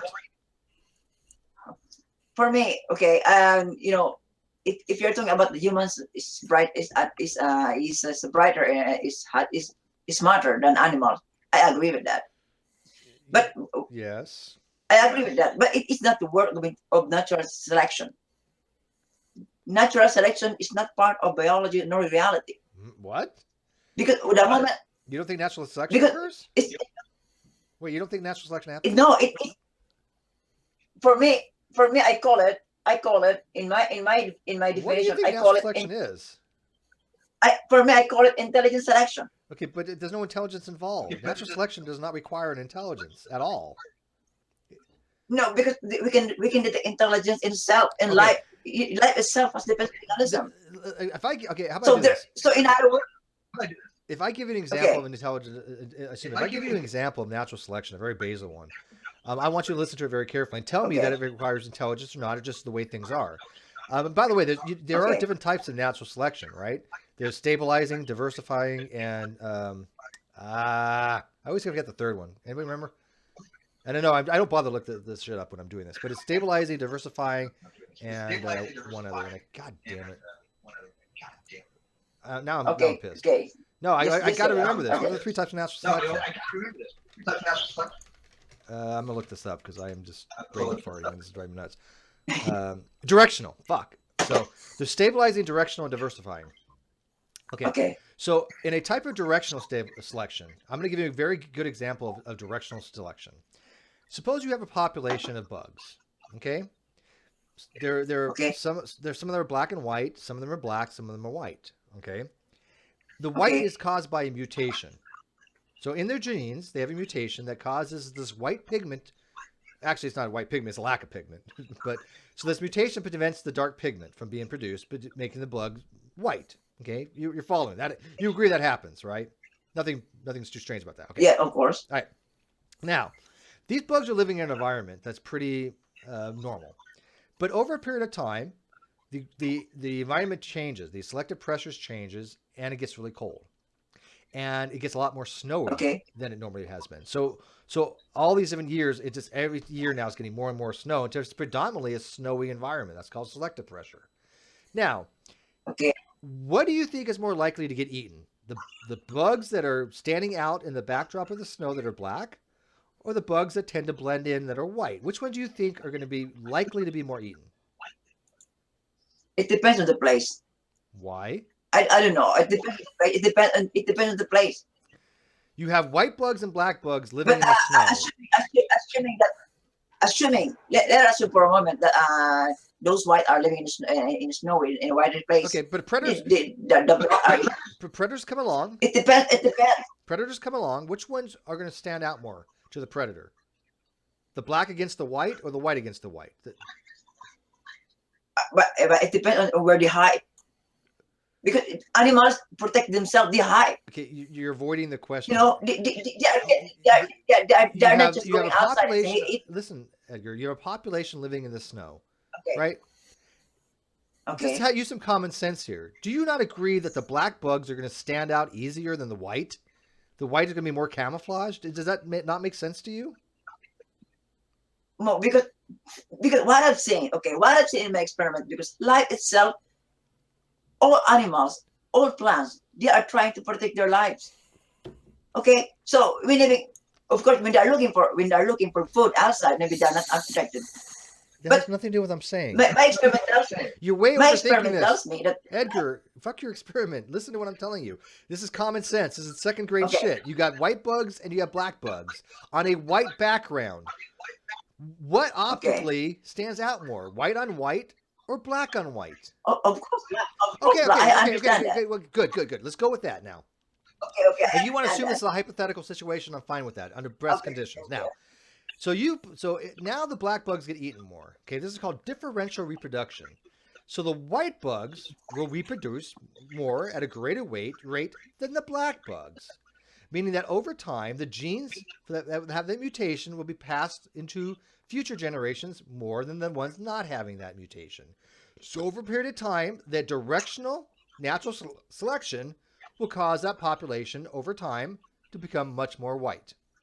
Do you agree with that? Not that complicated. Yeah, that's possible. Okay. Yeah, that's possible. Okay, completely possible. And again, I have never met a scientist who disagrees with that.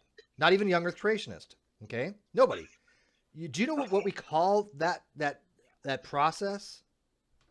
Does anybody want to give a guess what we call that process? Starts with an N, ends in two words, NS. Natural selection. Wrong. But that's what it is, Edgar. No, that is what natural selection is. That is the definitive definition of directional natural selection.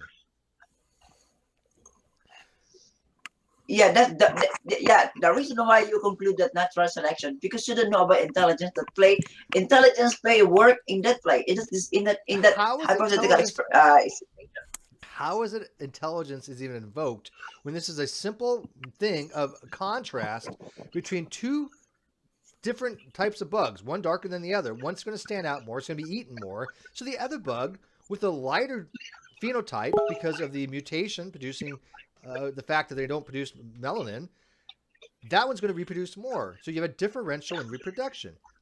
That's how natural selection works. It doesn't require intelligence. It's just basic common sense. A child can figure this out. Hell, Tyler Durden can figure this out, for God's sake. Sorry, Tyler.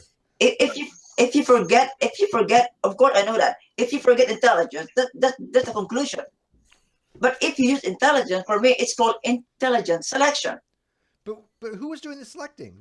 Nature is just selecting it based on the fact that the white bugs are more adapted to their environment. That's why it's called adaptation by natural selection, right? The bugs that are more adapted to the snow to overcome the selective pressure is more likely to survive. That's also known as, genetically, it's known as survival of the fittest. The ones that have the genes that will be able to handle the selective pressures.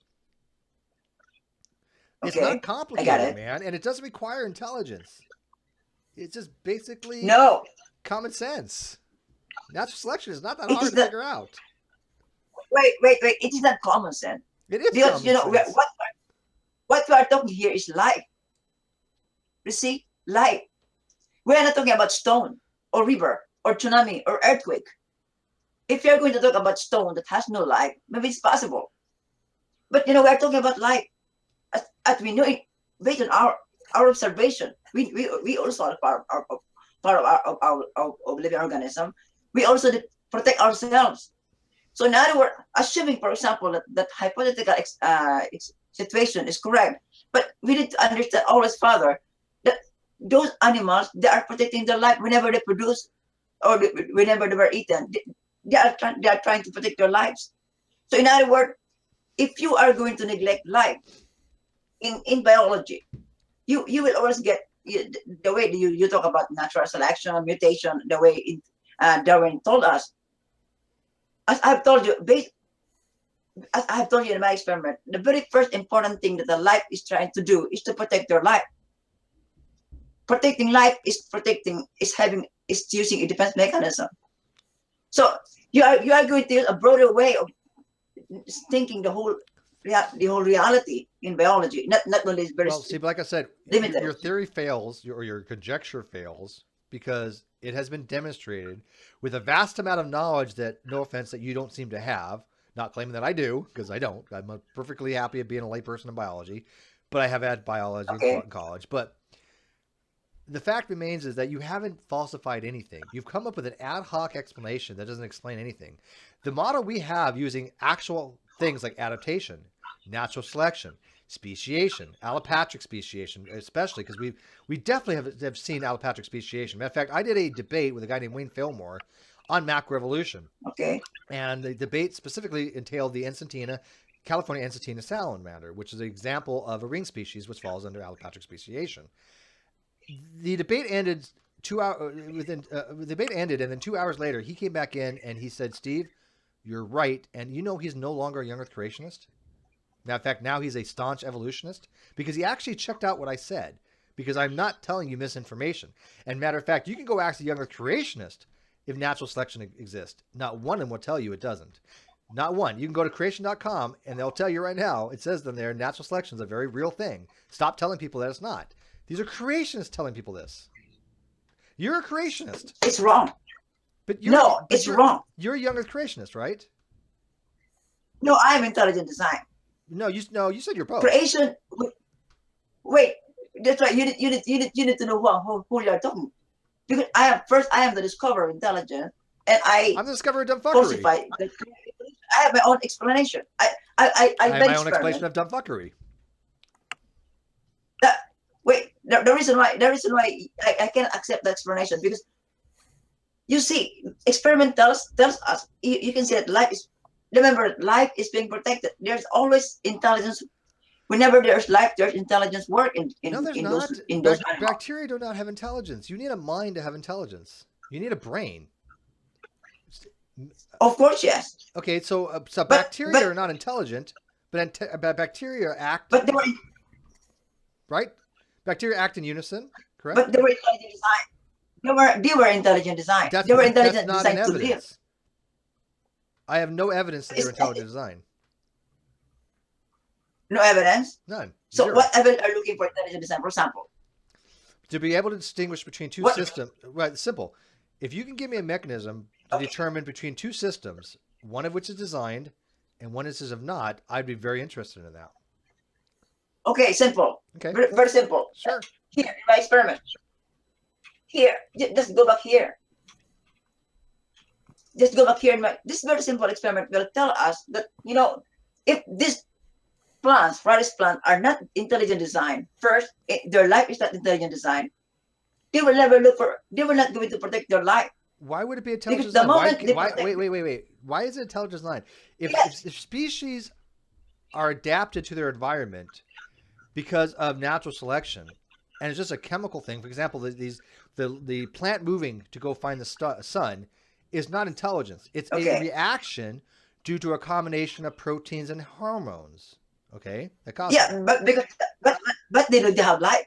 They of course they don't have a mind. But these animals is showing us that they are trying to protect their life, because if they don't want to protect their life, they just don't care. Sentient beings. Plants don't have no brains, right? They're not sentient. You do realize that, right? No, not. They don't think, but they were intelligent. I mean, the way they function, the way they move, the way they adapt into this world, they are adapting just to protect their life. No, it's biology, nothing more. Let me ask you a question before I get my other beer. And then, by the way, people need to chime in here. If I give you an explanation, and I have not looked into this in ages, okay, so maybe CRISPR or somebody else can come in and they know much more about this than I do. But if I was to actually go do some research on this and give you the exact mechanism, right, about why a plant, turns to the sun, what the hormone name is, or the protein, because I can't remember. It starts with an A, but I can't remember. It's auxin. It's auxin. Thank you. Octin. Yeah, however you say it. Yeah. Thank you very much. That protein that causes that to happen, right? That regulates that hormone. That is a naturalistic explanation of why that occurs, right? Because science always tries to seek the naturalistic explanation. So if we can explain things naturalistically, right? And do you agree with this? Do you agree that we know more about explanations of science than we did 100 years ago? Do you agree with that? I agree with that. Okay. But remember also in nature, there are many elements. Sure. Of course, I saw stone is part of nature. Me is part of nature. The plants are part of nature. The television is part of nature. So in other words, we need to specify. Well, televisions can't breed. And we know that those things are designed by humans. Right, because we can go look at the see who designed them. All right, hold that thought. I got to get here. Brandon, can you go ahead and ask him? Go ahead. I'll be right back. Well, I still don't understand how you make the jump. Goodness sakes. still don't understand how you make the jump from the fact that plants don't thrive in the absence of sunlight, that there must be some intelligent design. I know you just kind of just say that they do, and you don't provide any kind of justification for that. Maybe first you need to understand what is intelligence. Because you are using the word. You are using the word intelligence. That would be good. Could you please make me understand what you understand by intelligence? Okay, so what I have done. I have written a book, and the book is called here, Intelligent Design, Turning the Scientific Upside Down. And I made an experiment to show what is intelligence. That was the first topic that we have discussed last week in this discussion. So I will show you. I made an experiment to show intelligence. Okay, this one I use a box. I use an egg. I am testing the principle of intelligence in my book, in my science. So. Wait. What is the principle? What is the principle of intelligence? I don't know what that is. Problem solving. Okay. Essentially. So what I'm trying to say is that for me, for all of us, we're asking what is intelligent? Is it a food? Is it a car? Is it emotion or what? In my science, in my experiment, I'm trying to test a principle. It's like a concept, a method. That we mind how to use a method to make something X. Okay. So I test it. I test it here. I test here. I test here, and then okay, this one is very important. When I drop an egg to 68 grams to a 9 sheet of paper, this egg, this one 9 sheet, this egg never broke. The paper never tear. In our normal way of thinking, whenever there's a problem and there's a solution, we always think that it is an intelligence, okay? But this is how we taught in school, in science, in many books, and even our psychology, that a problem and a solution is intelligent. Well, okay. Well, I by the way, I did kind of understood your experiment a little bit. Wait, I never yet finished.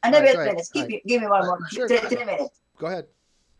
So after this, I said last week that problem and solution is not intelligence. It's just a natural process, because whenever you have a problem,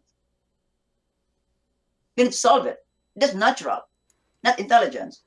So my experiment also tells me that there is a limit of intelligence. It's here. I showed it last week. I showed this one.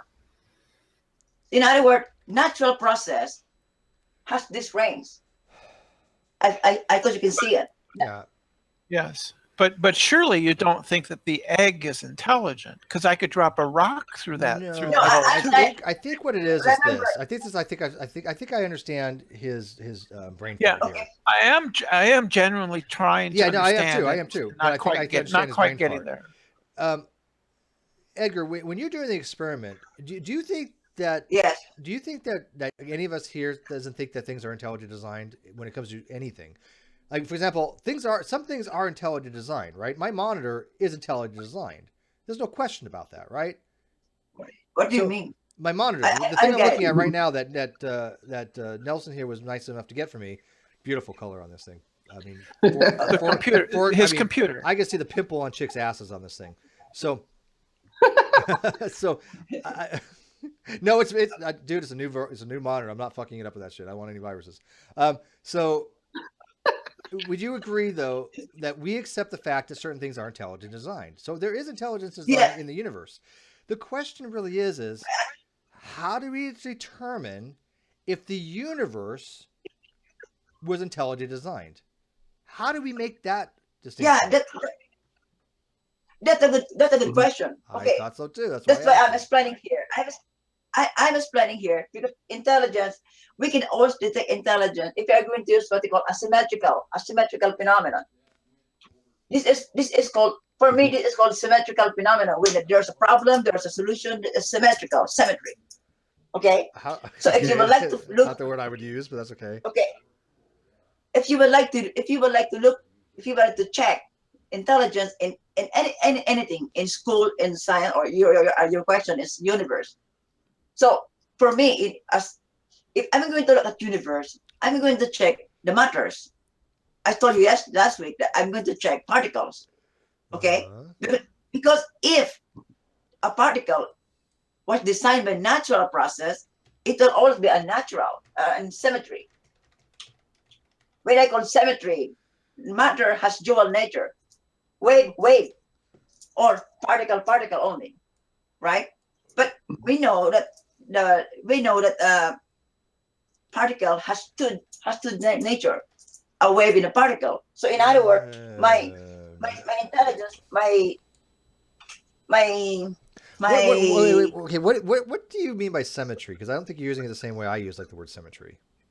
Okay, when I use symmetry, I always base my explanation on my experiment because I love to make experiment. Granted. This is the egg. This is the solution. This is the shit. That's not symmetry, though. Symmetry. Okay, symmetry is hang on, Edgar. Let me explain to you. Symmetry deals with a single object. Okay, a single object has symmetry when you rotate it around a central point of the axis of somewhere. For example, if I have a sphere, right, and I put it to a mirror, right, it's going to have symmetry between the left hemisphere to the right hemisphere and vice versa. There's going to be a reverse there, but it's going to be a symmetry. I know right? that. So but Steve, but isn't it? But Steve, isn't it also that like? What's that? Isn't it also that even in Edgar's definition of symmetry, all you have to do is up the stakes, right? So 9 sheets of paper versus 68-gram egg. Exactly, that's symmetry to him. All you have to do is up it to symmetry. No, or symmetry lower is it a down single to object. 7 No, sheets symmetry of paper but symmetry has nothing to do with two different objects. The symmetry is, again, if I bisect. No, I'm just saying in his definition. That's right, all I'm saying. In his definition. Symmetry requires a bisection across an axis, right? XYZ axis of some kind. So if I bisect the sphere on the x-axis and I rotate it around the x-axis, that's going to have a symmetry. I know that. I know that if it's symmetry in design. But I'm a pioneer. I wrote in my. I'm making my own. I'm trying to explain it based on the way in science, we sometimes use another term for another meaning, right? Yep. Sure. It's not possible. For me, this one I use it here. All right. Because that's very easy. I'll give you creative license. Go ahead. Okay. So in other words, if this one for me is symmetry, there's and it equals to 1 for me, 100%. Okay. This one, that's the reason why I have a limit here. This one is symmetry. And failure also for me is called a natural. Failure and success. Okay, wait. We call it success here in a school. We call it success, but for me, success is only a part of natural. So symmetry, success is part of natural, and it has always one unit. And the failure is also natural for me. So your question before is universe. For me, if you're going to look at the universe, if the universe is, again, I repeat, if the universe is not designed intelligently, we will only find nature has only one single nature. A universe has single nature. The particle is only particle, or the wave is only wave. It's predicted by this. But if we find two, because there are symmetry, they are not balanced. The wave and a particle, they are just the same. You're smuggling in quantum uncertainty, or you're smuggling in certain parts of like quantum mechanics that we don't even understand, and then just making the claim that is indicative of intelligence. That's called a God of the gaps. What we understand in dual slit experiment is that particle behave in wave in a particle. Yes. That's what we understand. So right. But what was the big takeaway from the dual slit experiment, right? What's the big takeaway? Yeah. What happened? What was the experiment? What did they do? Explain to me. I know nothing about it. What happened with the dual slit experiment? Yeah, when an electron is fired, when no one looks, the electron shows a wave. when somebody looks, the electron shows a particle. Okay, so basically, and you're right. You're right to some degree. So basically, what happened was, when you fire a bunch of photons, like a light bulb, through these two slits, they would produce an interference pattern, right? A pattern that had a constructive and destructive interference, right? We all know that waves do that. Not a big deal. Now, if you fire the photons through there singly, one at a time, you would think that it would be just that you couldn't have a wave property, right? You would just see a bunch of particles randomly hitting the screen. That's not what we observed, though. Yeah, but no. If a person watched, it acts like a particle, but no one watched, it acts like a wave. No, it's more complicated than that. It's more complicated than that, because what happens is when you take the photon or you take an electron and you're firing it one elemental particle at a time, it over time will produce the same interference and destructive interference patterns than you would get as if you fired them all at once, which is really strange. Okay, so what happens is we understand that a light wave can pass through two slits at once, right? No different than an ocean wave. You have an ocean wave can pass through two slits at once. We get that, but a particle is only supposed to pass through one at a time, right? Because it can't be in two places at once. But we're finding out that it actually is in two places at once. It passes through both. And then when we put a detector on it to say which slits did it actually pass through, the act of detecting, right, the observation of it, because it actually disturbed the system, caused a collapsing of the wave function, and therefore it didn't act like a wave anymore. It actually only picked one slit to go through. Okay, that was the main thing. That's the main takeaway from the double slit experiment, is that when you disturb the system, right, with something that interacts with the system, because those detectors use light to interact with it. So there was something that actually interacted with the system. That was what caused it not to be a wave anymore. It wasn't that our mind was doing it. It was a physical interaction with the detector. Yeah. Okay. Yeah, it's not an actual paradox. No. And by the way, off topic real quick, 1 second, I have this. Hey, Chris, are you still in the live feed? I had noticed, I just looked over in True's Hangout real quick. You had actually mentioned something I posted earlier, and I'm glad you did. I just want to throw it out there, so give me Edgar real quick. I did post, because of my new equipment and all this other stuff, I will have a debate with anybody on any subject that I think that I can debate the opposite point of view, right? I mean, don't come debating me on something that I already agree with you on. To make no sense, right? But I will take anybody on for a debate, and I just need some time to prepare, obviously. And it's so funny, CRISPR, that G-Man basically just said, in his live feed, I don't want to debate. Will you please remind him that I challenged him to a debate to help Gus Bellinger out for his fundraiser, and I was going to have Creationist Cat or Vadim, his slave master, do the moderation, and he's the one that bowed out of it. So I find that to be very comical that G-Man, in a discussion we had several weeks ago, said that he never ever turned down a debate, and yet Hogtie came up with 7 instances, Jake Herder came up with 1 or 2, and I came up with an instance not too long ago when Gus was having his fundraiser, when I challenged G-Man for exposition to have a debate, and he said no. So, yeah, you and true empiricism would be like Manny Pacquiao versus Floyd Mayweather. I've given him the chance, dude. I just posted on my G+ that if anybody wants to challenge me on any topic of their choice, granted, it has to be something I disagree with them on, and that I need some time to prepare. It's not going to happen like 1 minute. I'll accept it. Okay. It's not in terms of skill; it's in terms of we want to see that. Yeah, that's fine. I mean, but I'm asking. I'm asking you, Steve, to fight with me in intelligence. Well, hang on one second. You saw what happened when I decimated G-Man in an informal discussion, right, on Drag's channel. Yeah, he got fucking raped. Just raped. Can you link me in the group chat to that? To True's Hangout? Yeah, well, whichever one you were talking about where you conversed. I can do that for you. Yes, sir. Yes, sir. 1 sec. Posting it right now. So they were talking about the fact that I posted that earlier, but I'll tell you right now that none of them are going to actually take me up on that. I'd be very surprised. The only condition I said no rules, but I did have one minor condition. This has to be on a neutral channel of some kind. Hannah's fine, Hogtie, and I think that's reasonable, right?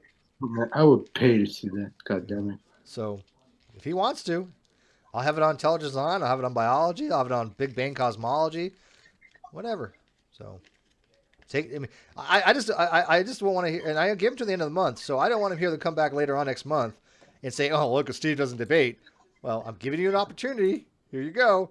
So, but see, I have more respect for Mr. Intelligent Design than I do have any for the Clown Car Posse. I think Mr. Intelligent Design is fundamentally fucked up beyond belief. No offense, but at least he has the balls to come in here and talk about this, and he just seems like a nice guy, right? I give you props for that, Mr. Intelligent Design. You seem like a nice guy. You're exceptionally wrong, but you seem like a decent guy. No, I'm not wrong. Oh yes, you are. Yes, I'm not wrong. So many levels. So many levels. You're wrong. I'm not wrong. But I do like you coming in. I mean, I think you're a fun guy. Yeah. Well, for me, I think at least you are you have the intellectual honesty to come here and say what you think and to present your case. Yep. And to do so without personal attacks or personal invective or anything like that. And some people don't even rise to that level. So for that, at the very least, you get a certain amount of credit. Yeah, that's so rare. Yeah, let me ask you guys, and I want to ask my live feed. I have quite a few people watching. Have we ever, that you guys recollect, ever had anybody come in with an actual presentation that had actually thought? Now, granted, I don't agree with this presentation. It makes no sense, but I don't agree. But he actually came in with something we can look at and we can evaluate. That is the first fucking time ever anybody's ever done that. Yeah, he's got slides. So I'm already impressed. I mean, he's got slides. I mean, it is what it is. None of it makes sense to me, but yeah, my math is off. True empiricism doesn't have slides. But hey, you know what? He's got something there to evaluate. G-Man doesn't have slides. G-Man needs to get slides. G-Man couldn't even finger paint. G-Man is an idiot. Right. And go ahead, Antonio doesn't have slides. So go ahead and finish your presentation. Can I? Yes. Go ahead, please. Okay, so I've been discussing intelligence here. I told you if you would like to use the intelligence in biology, in physics, and psychology, in religion, education, in society, in company, you can use this one. So if you would like to detect intelligence, first you need to detect asymmetrical phenomena. You said first you see that there's the difference. And then I think I explained this last week. Maybe if you have a question, you can answer. You can ask. And also, based on my analysis, that if nature produced nature, this limit predicts that the originator, designer, or agent who caused the universe, life, species, and existence to exist as only one nature, not dual. There's only one. But we don't see that in nature, or in nature instinct, or in here. If you can see this picture, this picture was published in a book by Richard Dawkins and his Climbing Mount Improbable. Nature can produce in Hawaii. So sometimes nature can mimic intelligence. Yes. And I call it instinct. That's why my instinct here is 1:1 from 49 for instinct and natural instinct. So in other words, sometimes nature is not fixed. Sometimes it goes beyond to its limit. But as long as there's a stepwise path. Yeah, something like that. It can mimic intelligence. And example here, there's a Bill Gates when he was still young. Bill Gates' passion is computer programming. Passion and favorite are two types of instinct, but he went beyond instinct and he turned his passion into profit. In other words, we human beings, we have a natural thing. We also have instinct. We also have intelligence. But instinct is always higher. It's all higher than natural. Like passion. When you have a passion, you're going to make it more stronger. Where did we get instinct from, according to biology? What? Where did we get instinct from, according to biology? Where do we get? Yeah, why do we have instincts? Where do you have instinct? Well, I don't know. I never test that. Well, I don't know about biology, that. right? According to the model, why is it we have instinct? And it's not that complicated of a question. Just think about this. If we have a certain thing that we do that increases our likelihood of survival such that we can reproduce, that trait, right, is going to be more likely to be passed on to future generations. So if you have something that you like, for example, do you know that babies have only really 2 fears when they're born? Do you know what those 2 fears are? Okay. Fear of loud noises and fear of the dark. X and Y. Or excuse me, I'm sorry, that's not right. Fear of loud noises and fear of being dropped, actually. Those are the 2 primal instincts that are inherent of all babies, right, from birth. Okay? And if you think about it, right, survival, if you hear a loud noise and you're an animal or whatever it is, and you're out in the wilderness, you hear a loud noise and you run from it, you're more likely to survive. That's a trait that's beneficial. Okay? Or if you're in a tree and you fall to your death, right? You see, you see your buddies falling out of trees, or you have your lemur or flying squirrel, and you don't quite make the branch, and you die. That's a bad thing. It's a fear that's instilled with us, so you don't want to hit the ground. These are They also have that. These are things that have come about through evolutionary processes. The grabbing mechanism that babies have. And then also, if you're so uncertain about its origin, how are you so confident in assigning a numeric value to it? Oh wait, I think they're arbitrary numeric values. That's the funniest part. Hey Steve, I think Wait. Suckling reflex is innate. Yeah, that's a good question. For me, I'm also thinking why I use this one. So the first thing that I can see is that whenever you use, for example, we know that. You agree. All of us agree that one is from natural. I'm confused I'm confused about probabilities above 1. I don't understand. You're just confused about one of those things, because I'm confused about the whole thing. Like, that's okay. Well, I would like him to explain a probability above 1. How do you? Well, you can't have a probability above 1. One's the highest. Okay, can you wait, please? That appears to be what he's doing. Can you wait? I have an announcement. Yes. I have an announcement. True empiricism just accepted your debate challenge. Well, there's nothing to accept. He has to give me what he wants. I mean, there's nothing. I'm not throwing it. I'm not saying this is the subject I'm going to debate you on. It's like, if you want to debate me, pick a topic, give me some time to prepare for it, find a channel, and that's it. There's no other rules other than that. You got anything you fucking want? I don't care. But Hannah, why don't you? Hannah, come on in. Can I answer the question? Yeah. Yeah. Well, answer the question. Can you have in our probability? Can you have a probability more than 1? In our probability here, in our probability limit, any events that will occur is always 1, right? Okay.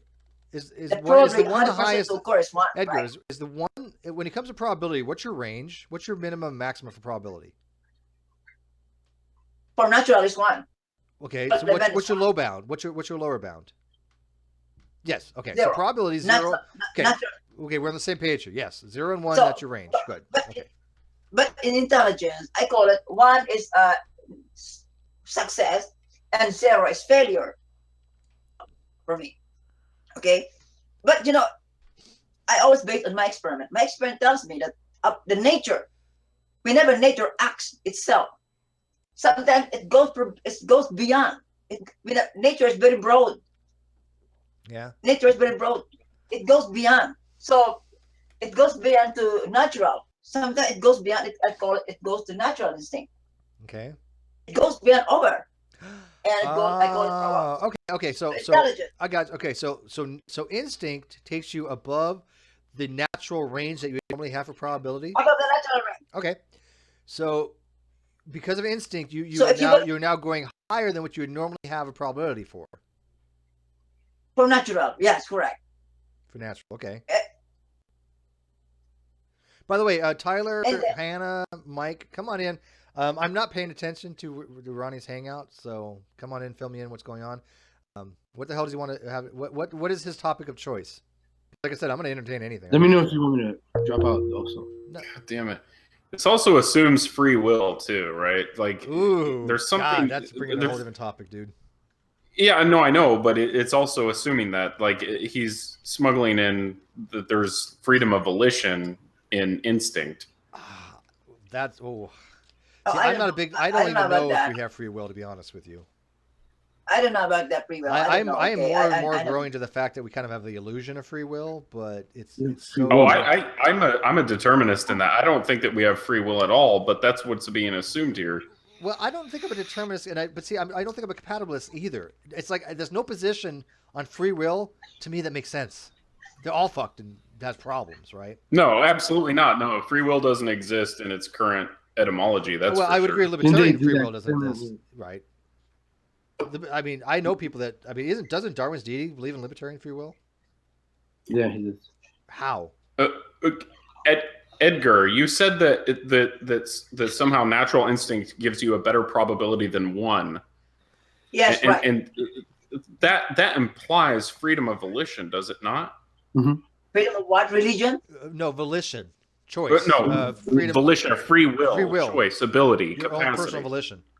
Well, because in this because we are using the word instinct. Okay, we are trying to categorize all processes, all events in the whole universe, in the whole natural realm. The intelligent design is trying to separate them because we would like to check the origins. Okay. So in my experiment, I as I've told you, what I is discussed here is that it is an instinct. For me, instinct is what is better written? Favorite or passion for me is one example of instinct for humans. So in other words, those who has no passion, for example, if I'm going to, I give you an example. For example, I'm going to ask one person to make to lawn the garden or lawn the backyard. If that person doesn't like lawning, he can. First the natural way to solve this is that person will going to lawn it. That natural. But those person who like to lawn, is to lawn the backyard, then he can do it much faster. He will enjoy it. With the problem of evil. So I call it instinct in here because it's above the natural. But if that person is intelligent, okay. Sorry, that you're assuming that there's a correlation between instinct and somebody's enjoyment. I mean, there's so much fuzzy logic going on here that you can't make a concrete causal relationship with. Yeah, you got passion. And you're assigning numeric values to it. What I'm trying to show here in this limit is that I'm trying to show that if the universe, this one can be changed. Because but first for me, this is what I've seen. This is what I've seen in my research. So Steve is right in saying that 1.49 and 1.5 and 3 are completely arbiary and pulled out of thin air. Of course, yeah. Because I wasn't exaggerating. Of course. Okay. Science no, I don't change. think you were exaggerating. I just don't think that he had admitted it. Oh, he did. He admitted it last time. That those numbers. Yeah, okay, I'm sorry. I admitted in my book that this is, but the one I can this one is fixed. We cannot change this one because this one is natural. But this one is you can change it. It's based on an experiment, and that's why I think this one is good. This one is okay. How does experiment? I'm sorry. How I hate to keep interjecting because I know you're trying to get your point out, and it must be very frustrating for you.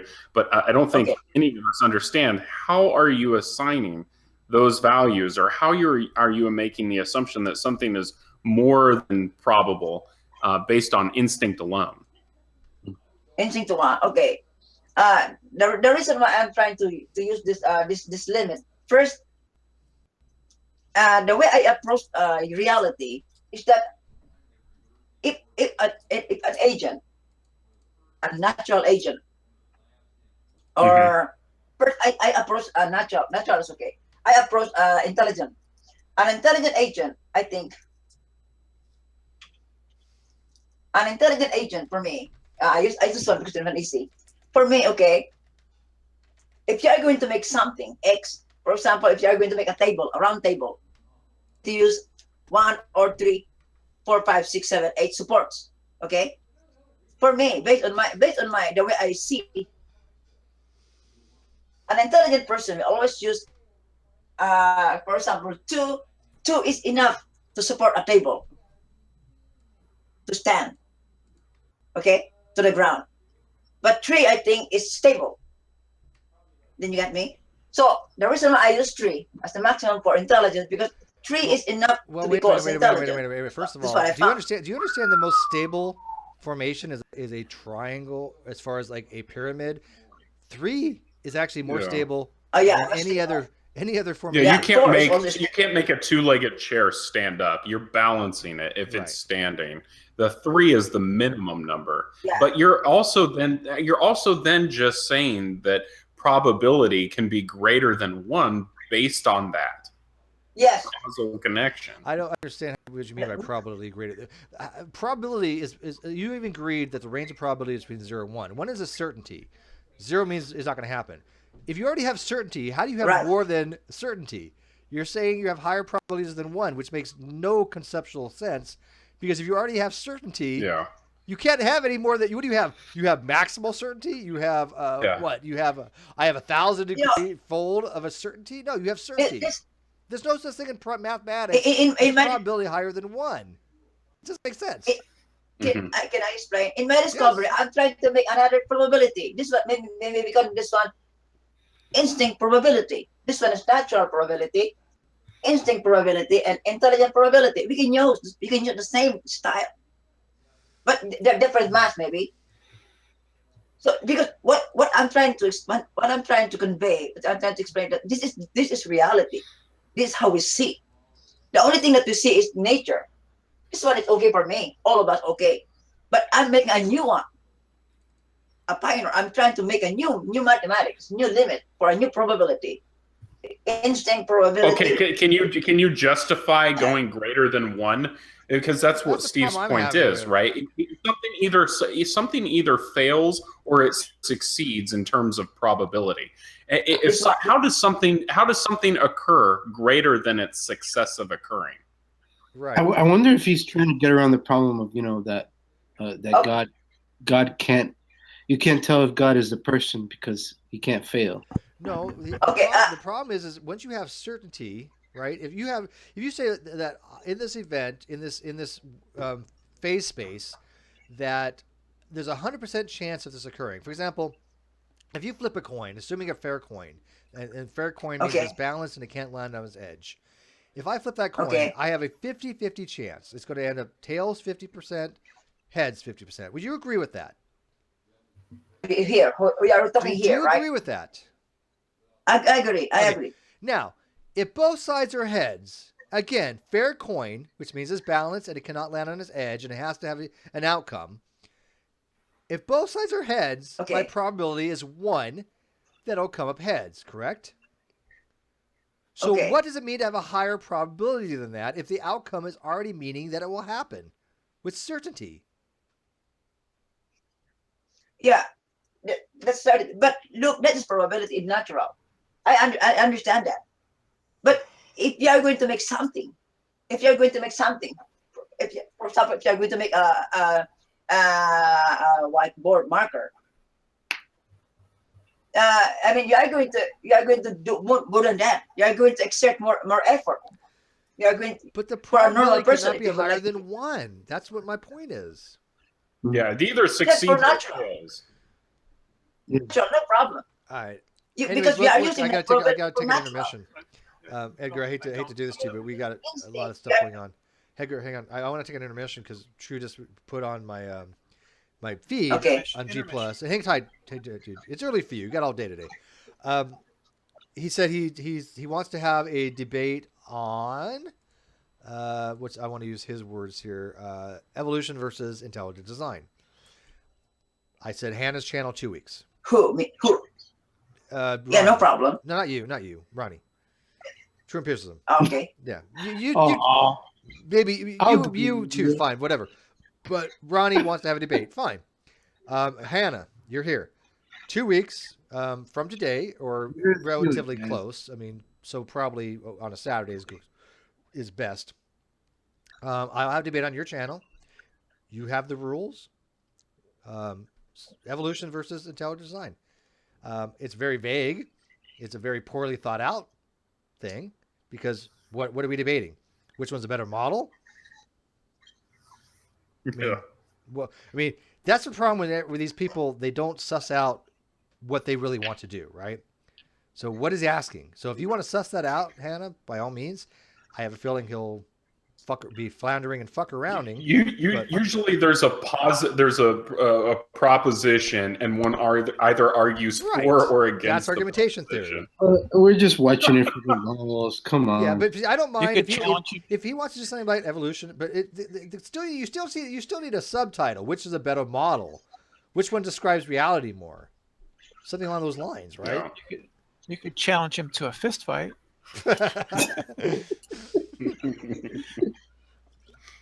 I could beat him in a rousing game of pool. So you could Hannah, is that okay? You could have a cook-off. You could have a cook-off. Like a chili. Who makes the better chili? Yeah. So like I said, Hannah, the only two channels I think that I can come up with that are pretty neutral would be yours and Hogtie. Do you think you'd have a problem with that? Oh, no, it's not about me having a problem. He says that he wants to debate you on debate forums, something like that. I forgot what it was already. Would that be Bloggerhead TV or something? No, Blog Talk TV. Blog Talk. There you go. Yeah. Blog Talk TV is an internet radio thing. Well, I think that's what he wants. I thought it was going to be on somebody's Hangout channel, but I don't give a shit. No. Well, that's essentially what he says. He wants to do it that way. We just want to see the laws, you know. Yeah, I don't give a shit. Just for the laws, yes. And you want a Blog Talk Radio? Well, Apparently, I thought it was going to be on some neutral channel, but if he wants to have it on some formal channel, that's fine because if I just get shut down, it'll just make him look bad. So I don't give a fuck. Whatever he wants. I think that's why they want to do Blog Talk TVs because they perceive it as neutral. Yeah, I don't because care. they don't think that the media of YouTube is neutral. That's fine. No rules. I don't care. Whatever he wants, that's fine. The only thing I ask is that I have 2 weeks. That's it. And a little bit more defined thing. I mean, evolution versus intelligent design. I don't even know what that. He's so vagary, right? I mean, because he's so stupid. He doesn't understand. I believe because we had talked about this, CRISPR and I, to him on his channel, and he said that the topic would be something along the lines of intelligent design is a superior model to evolution given the current scientific data. All right, that. Wow, that's going to be a hard one because again, this is something he's going to negotiate with you. I accept. Right, he's going to negotiate this stuff with you, so don't take it as gospel. That's fine. Yeah. Hey, make an announcement on your G Plus too, so I know when it's going down. Yeah. I mean, that's like I said before, it's Manny Pacquiao versus Floyd Mayweather. Well, I was kind of hoping to have somebody like at least a decent moderator in there. I kind of was hoping to have Vadim, Creationist Cat's, Human Slave, somebody, or Armored Skeptic, or Logic, or somebody. I mean, I kind of want, if we're going to do this, I kind of want to have somebody in there, at least in there, that can, moderate and make it interesting. But whatever. Too bad Shayna Rocky's not around. She'd moderate. She's around. Is she still? Shayna Rocky, yeah.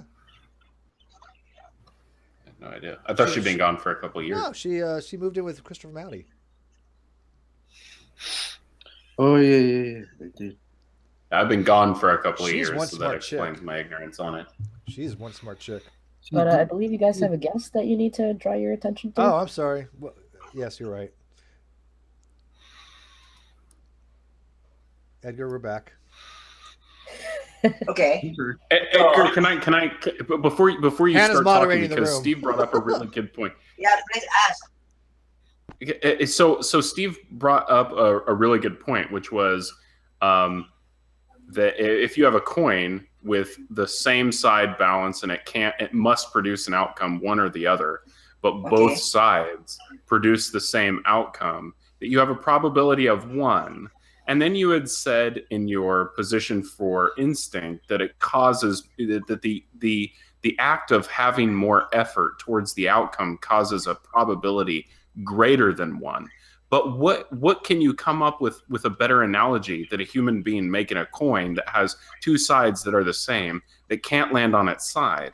I mean, all the effort is put into making a coin with two of the same sides. It can't land on its side, and the most you can come up with is a probability of 1. Right. In what circumstance do you come up with a probability greater than 1? If you do all the trials, Edgar, you're only going to get heads every time. So in your phase space, you have heads, right? That's 1. Yeah, this one, okay. Wait. What? You know, if you are going to test this one, different kind of experiment. For example, the reason why we are using the head and tail, we're trying to prove a natural probability. It works fine. It's very easy to demonstrate that. But if I'm going to use my egg and tissue paper, this one is easy to use. For example, for a natural, these are 9 sheets. For a normal, say that again. Listen to me. Can I explain? Yeah, 9 sheets, right? Okay. 9 sheets, right? So it's just a language thing. It's just a language barrier. You're kind of making a joke in English. It's a language thing. That's funny though. It's 9 sheets. 9 shits. Not a big deal. Yeah. Go ahead. I'm sorry. In my experiment, if you use, for example, 12 or 14, that will be an instinct. But if you use 9 times 1.5, how much? 18, 9, 18. 9 plus 4, 4 by 13.5. If you use 14 sheets, it's already intelligence. So from 10 to 14 is intelligence. From 15 to 27 is intelligence, because we are going to use this one. 1.5 times 9 is 9 plus 9. So 9 plus 4, 13 or 6, 14. All right. 3 is maximum, so 27, right? Tyler, tell him. So this one, by the way. This one is easy, right? Yeah. So the head and tail is very hard to use that experiment. But yeah, he really did this experiment. This is not something he just kind of created out of his head in his head. He actually did this experiment, right? Yeah, this one is very easy to use, right? Yeah. So that's why if I'm going to use. Wait, you told us last time your assistant held the paper. What? You told us last time that your assistant was holding the tissue paper. He has an assistant. Yeah. There's about here. Does Ronnie doesn't? Like well, Ronnie doesn't have an assistant, but Antonio maybe. Yeah, that's more of a butt buddy. Yeah, Antonio doesn't hold tissue paper though. By the way, Tyler, tell him fine. Sunday, 2 weeks from tomorrow, Blog Talk. Your idea, I would have challenged him to a battleground, or at least a duel. No, not battleground. Better battlegrounds. My team against his team, 10-man versus 10-man. Yeah. No shirts. No shirts.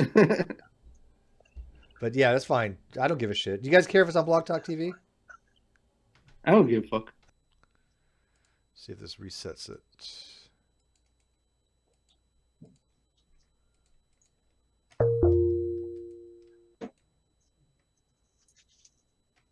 Sorry, that was me. I went to check. All right, is the feedback up? It looks like it. Yeah, it looks like it's back up. All right, so yeah, let me know if the feed drops out. Weird. Antonio's feed went down at the exact same time. It was weird. But yeah, that's fine. I don't give a shit. Do you guys care if it's on Blog Talk TV? Shit, man. I don't know. Well, I think it's something to do with them and I don't not give a with. fuck. Okay. Yeah, I'm back live now. It says I'm live. Am I not live? Tyler, can you hear me?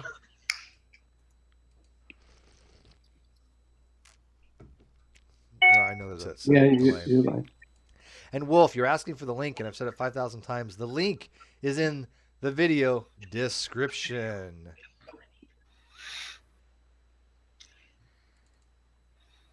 Ask you a question real quick, man. You had said that determinism implies that they cannot fail. Yes. That is of intelligence. But Yes, I have intelligence. intelligence and I can fail. You're not putting intelligence on a spectrum that it belongs on. If you're willing to grant that the highest form of intelligence is infallibility, prescribed to a God figure or something. No, what I said here in my principle of determinism is that whenever an intelligent agent make X, design X, whenever, for example, this marker, if an intelligent agent would like to design this marker, he will surely see to it that this marker will exist. It will become part of reality. Will become part of reality. He cannot fail, because that is his goal. He will going to do it. And if this X, this marker is very important to that person, or I mean, if he's intelligent enough, he will going to use marker. I mean, a defense mechanism for marker. If this marker is very important to the intelligent agent, he will going to use more support mechanism because it's important. In other words, there's a degree of making X. For a normal person, if you would like to make this marker, you can make marker, no problem. But for an intelligent person, you are going to make sure that this one will going to exist with a defense. I call it defense mechanism. I call it support. Now, hang on though. Just up the stakes to I want a human colony on Europa. Do it. That doesn't mean that I can't. The probability of I have the possibility of failing at that task, but I still have intelligence. The reason why we are not because intelligence actually is you are not perfect. You are only 1.5 maybe. It was same as instinct. Yeah, hang on. No problem. Edgar, hang on one sec. Yeah, hang on one sec. I gotta do some admin stuff. Lamed, in the live feed. I'm sorry, admin stuff. Lamed, I sent you a message actually through your email instant message through G+. But I just noticed you have not active. That had been active for 2 months. But what I wrote you was this is probably the most comfortable chair I've ever had. For you guys who don't know, what I was using as a chair before Lamed bought me a chair and a couple other items, I actually was using a chair from an old Windstar on top of a box filled with things of tomato juice. Seriously, Really? Yeah, seriously. That was my seating arrangement. I had things of boxes of tomato juice that my old roommate had stored up on. He left, and so it was too low, so I put the boxes in there, and I had this old Windstar seat on it. About the most uncomfortable thing you could possibly ever fucking imagine. Okay, I could imagine that. Yeah, I mean, I had no leg room. It sucked, and so I had a lot of back pain when I was doing the hangouts here. So, Lamed, bought me this chair. It is fucking amazingly comfortable. It has lumbar support. It's a huge difference. So I wanted to thank him on air for that generous thing, and the mouse. It's awesome.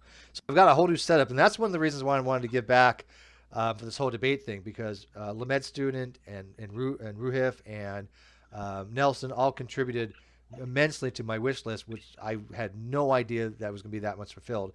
I actually bought my own headphones because I was like, fuck, man, these people have like thought of everything else. I want to use my patrons to buy something for myself, and I bought these awesome headphones, and I can actually hear very clearly, especially when I'm making videos. I can actually hear the difference. Matter of fact, the video that I made that the sound quality was poor, I understand what it sounds like now, because before I was using an earplug because my other side was bad. It actually has one side to it. So I can actually hear the difference. So anyways, thank you for that. So I wanted to get back and said, fuck it. I got a nice system now. I can actually do some better video editing, which I'm trying to do. And people want to see me debate whoever. So I said, fuck it. I have nothing to worry about. So if anybody wanted to debate me on any specific thing they wanted to go at me with, as long as they give me some notification, I'm fine with it. So I guess it's been determined that on Sunday, not this Sunday, but the next one in 2 weeks, on some Blog Top Radio, Ronnie wants to have a debate on whether evolution or intelligent design is a better model to explain observations. Fine. Nice. Not that challenging. It could have been way worse, But that's it's not something simplistic to me, so fine. But you guys better watch that. I'm doing it for you guys. That's the fight we all want to see. It's like Manny Pacquiao versus. I'm not sure in the universe of debates between you and Ronnie, it could have been that much worse. Well, I mean, no, I mean, there could have been something very technical. I mean, if somebody wanted to debate me on like, if he wanted to debate me on G-coupled proteins, I would have to do some serious research. I think that would be now, better. if he wanted to debate me on like DNA structure, then yeah, sure, I know DNA structure. I know better than he does. But yeah, if you just want to do something that general, fuck, that's a cakewalk. But anyways, yeah, I do. Oh my god, this chair. And by the way, this was like the simplest chair I've ever put together. I used to work for Staples and I put together chairs before and they were a nightmare. This thing was fucking a 6-year-old could do it. Hell, I mean, Ronnie could put this thing together. Yeah, and it's just very comfortable, so I can actually sit here for much longer than I could before. So thank you very, very much for that. I do want people to know that I am very appreciative of these things. It's when you're sitting on a chair from a fucking Windstar and a box of tomato juice. It's Jesus, we look out for each other. Yeah, and on the monitor, yeah, Nelson got me this monitor. It's a 22-inch monitor, and it's funny is, I did when I'm doing video editing, sometimes it doesn't appear the same as actually in the render.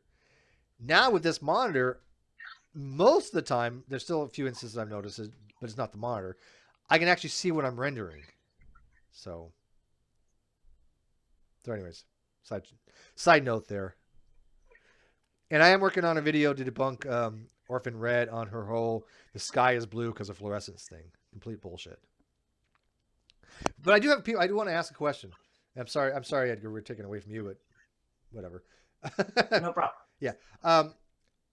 I did the computer voice again, but I modified it a little bit. I changed the speed and made the pronunciation much clearer. I wrote a script for it like I usually do, but unfortunately I restored my entire system because I wanted to do something different with it.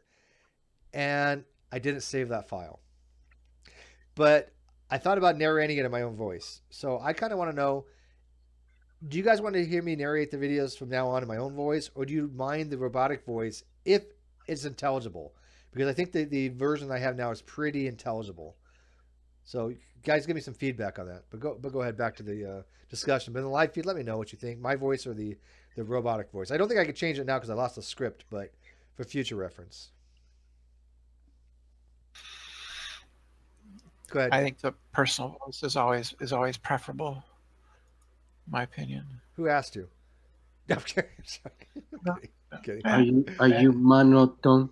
I am no. I actually narrate before. I think iron is monotone. All right. So, anyways, Mr. Intelligent Design. Okay, we're looking at your model. We have a probability issue that I think that needs to be addressed, which I don't think you sufficiently are. The fact you cannot overcome the fact that you cannot have higher than one probability. But needless to say, it still has never ever once addressed my initial question to you when you first came in here.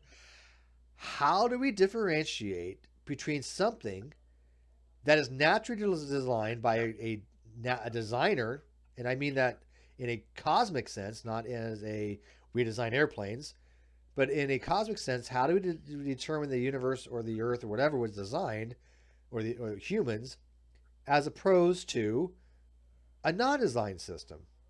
What method do you have? Because your experiment that you gave us with this egg in the tissue doesn't tell us anything. All that it tells us is that you are the intelligent agent, and that you have the intelligence, in this particular case, to come up with an experiment to show you can reasonably test something. Okay? But you're not testing for intelligent design in this experiment. What you're doing is you're testing literally the tensile strength of the material. You denied it last time, but that is what you're actually testing. You are the intelligent design person in this particular case. How do we move from that to some disembodied mind with no physical substrate that we've never observed ever? We've never seen a brain do anything without some kind of physical ability to do so. So I fail utterly to see your jump in reasoning of how you get from anything you've said so far to intelligent design, unless you're meaning intelligent design to be something completely different than any one of us here are using it. Yeah. Can I answer? Yes. Okay. Because, as I have told you, if you are going to define nature, nature has a lot of many things. There are many elements. So you are asking for universe. There are many things in universe that you would like to check. You would like to check the galaxy, or you would like to check the stars, or anything anything in the universe. There are so many. So what I want, if you would like to check the origin of something, we need to be very specific. Because if we are not specific, we cannot test. In my view of science, the reason why I am making experiment and I'm showing it here, because I can make an specific example. For example, in the universe, we can find particles. It's very easy. We can find photon. This one is nobody disagree, right? We agree all of these things. So if you would like to focus on that, then we can check if this is particles or matter or photon or whatever. We would like to check if design or not. As I told you here that in my presentation, that intelligence has always, I call it a seal or sign, the sign that this is design. There are 8 here. That there are 8 you can choose. So I think that for me, as if I would like to explain to you the most obvious things that that's pretty easy for all of us to understand is about life. For example, me, I have a life. Okay, I have life. I am living. So the reason why I know that I am intelligent design, because I can defend myself. I have an eye to defend whenever there's a danger against me. I have an ear. I can hear sound that can destroy me. I have a feet. I have a hands. I have a mouth. I have a nose to breath. So in other words, this thing that I have were made to protect my life. Because if I don't have eye, if I don't have ear, but if I don't have feet. But I agree with you. But here's the problem. That is exactly, Edgar, that is exactly what we would predict if evolutionary theory is true. No, because evolution has no intelligence. There's intelligent evolution. Evolution is based upon simple biological processes, right? One of which things we produce more than they can sustain. But evolution itself, do you understand that evolution is a change of allelic frequency in a population of a given species from one generation to the next generation? With no intelligence. Right. So populations change. If the allelic frequency, the amount of alleles in a given populations change, that is evolution. Okay? We know evolution happens. No, evolution happens. Evolution is probable in geology. No. Evolution happens every single day. In geology. No, Edgar, evolution's happening right now. Okay. Every species on the planet right now. No, every species on the planet right now is evolving. Every one. Ever. If they don't evolve, they die. No. Yes. Vitriolic. Can I demonstrate to you why I'm telling you the truth? Oh, please. Okay. If the definition of evolution, which is ubiquitous, that is the change of allelic frequency or heritable traits in a given population of species genetic pool from one generation to the next generation over time. If that's what the definition of evolution is, which it is.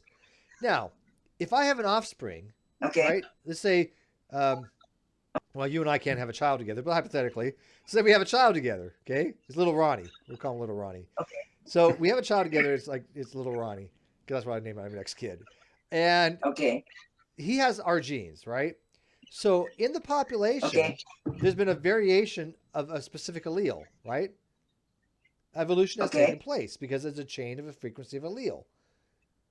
So evolution happens with every reproduction cycle and every death too, that has taken something out of the gene pool.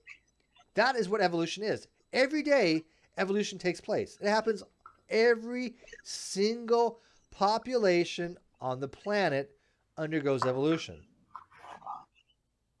No. But yes, that's a fact. Because if you are going to neglect intelligence, yes. But if you use intelligence, no. Because if you use intelligence, it's simply interrelation. All living organisms interrelate to their surroundings with time. It's obvious. But that's not what. Because you have life to live. Evolution is a change of allelic frequency. It has to do with the genetic level. It's how genes. You could have literally just replaced interrelation with evolution, and you would have proven Steve's point. Yeah, you just all you're doing is taking the word evolution and you're changing it to some other word that you want to create. But we already have a word for what we're describing. When we see, Edgar, yes, when we see a frequency of allele change, when we see the genes change in a population, you agree that each reproduction, the offspring have new genes that are not part of the parents' genes. You agree with that? Agree. Because of mutations. And agree. Okay. That, my friend, is the definition of evolution when that happens. Of course, based on the theory of evolution, I agree with your explanation. I understand it. Okay, good. I understand it. I agree with your explanation. But what I'm trying to say is that the reason why you are concluding that it is the evolution, because you neglect, you dismiss intelligence. You don't care if cells are designed. You don't care if genes are designed. You don't care. Edgar, what you're missing the point is very simple. Let's assume for arguendo, which means for the sake of argument, that everything was designed. Listen, pick a god you want. Say your god exists, right? The deity you worship exists. Okay. He designed everything. I'm going to grant you that. Okay. Okay.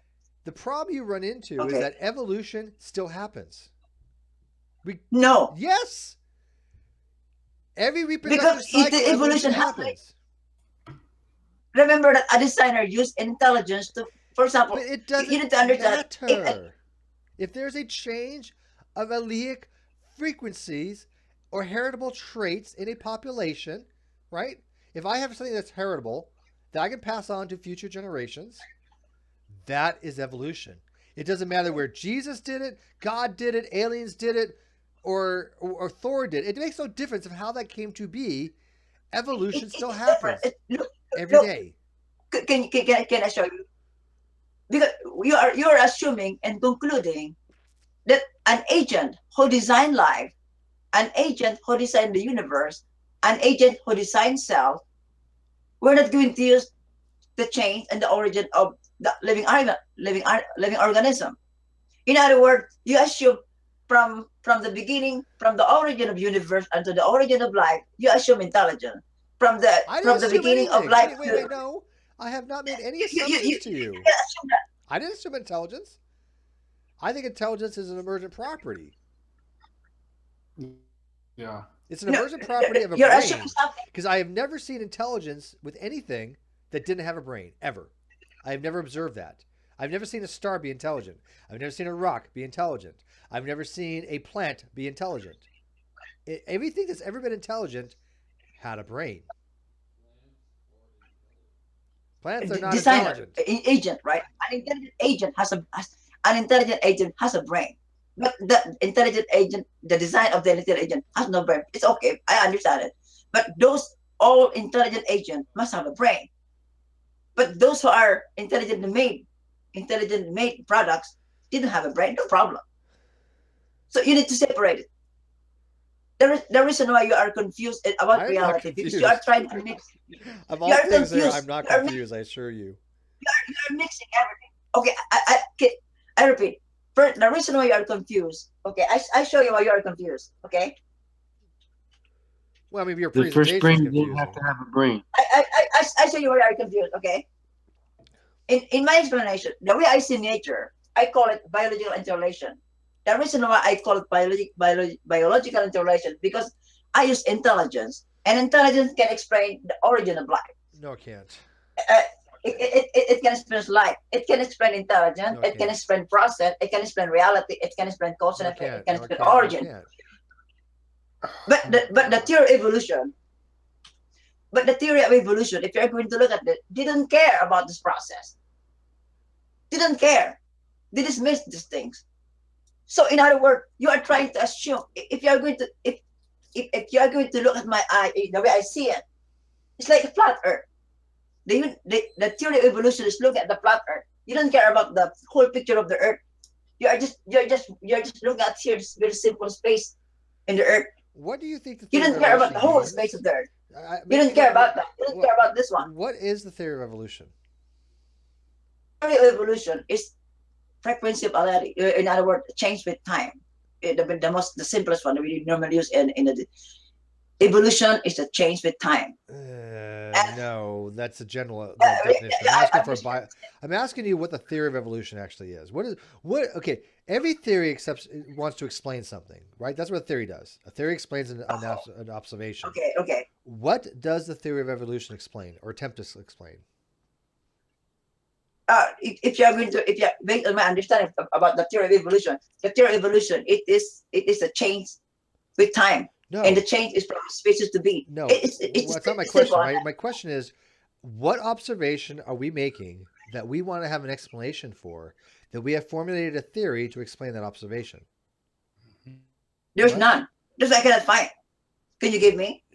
There's none. Okay, let me explain. See, this is where you're confused. We're not. Okay. What we do is we make an observation. Do you agree that I can observe right now, hypothetically speaking, there's 8.7 million extant species on the Earth, at least, and I think that's a conservative number. Okay.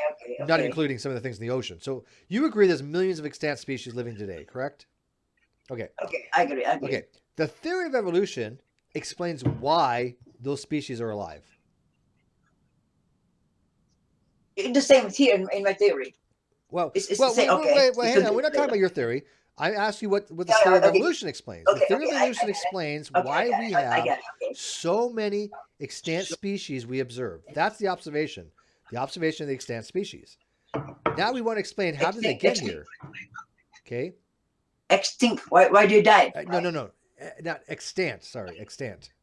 Meaning living. There's extinct meaning dead. Extant species means living species. So there's 8.7 million extant species. That's way less than what's been dead. The extent of the extinct species are in the 99.9% of every species that ever lived or something like that has died. I mean, only a small portion actually still lives, right? But the theory of evolution explains this. And how does it explain this?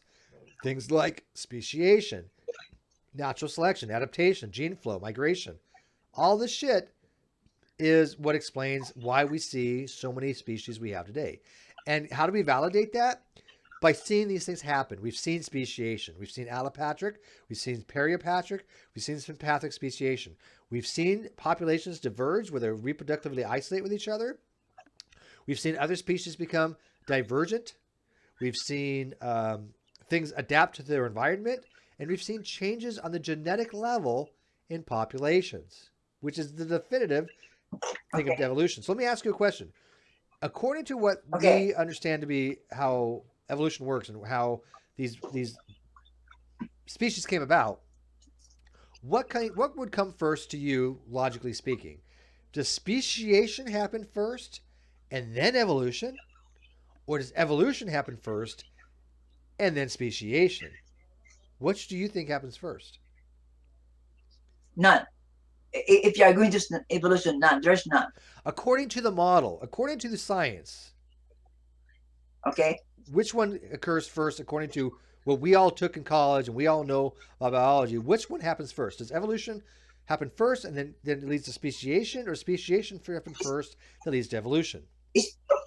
The first living cell is first species. So species first. No. If you define the first living cell as part of a species. Evolution. Edgar, listen to me. Evolution leads to speciation. Speciation is not what leads to evolution. You have it completely backwards. Does that make sense to you? Why that is? No. The way the theory said that before first there was a living cell and this living cell evolved. No, that's not what the theory states. Yeah, No. That is not what the theory states. First of all, have you heard of something called LUCA? No, I don't know. Last universal common ancestor. LUCA. Okay. That is not a single organism. That is a population. Okay? LUCA is a population. So the theory does not state that we started with one cell somewhere on the earth and everything diverges from that. That's not what the theory states. The theory states that if you have a population, that over time, a single population will form two populations that are reproductively isolated from each other. And those two will go on, and they'll form populations that are reproductively isolated from each other.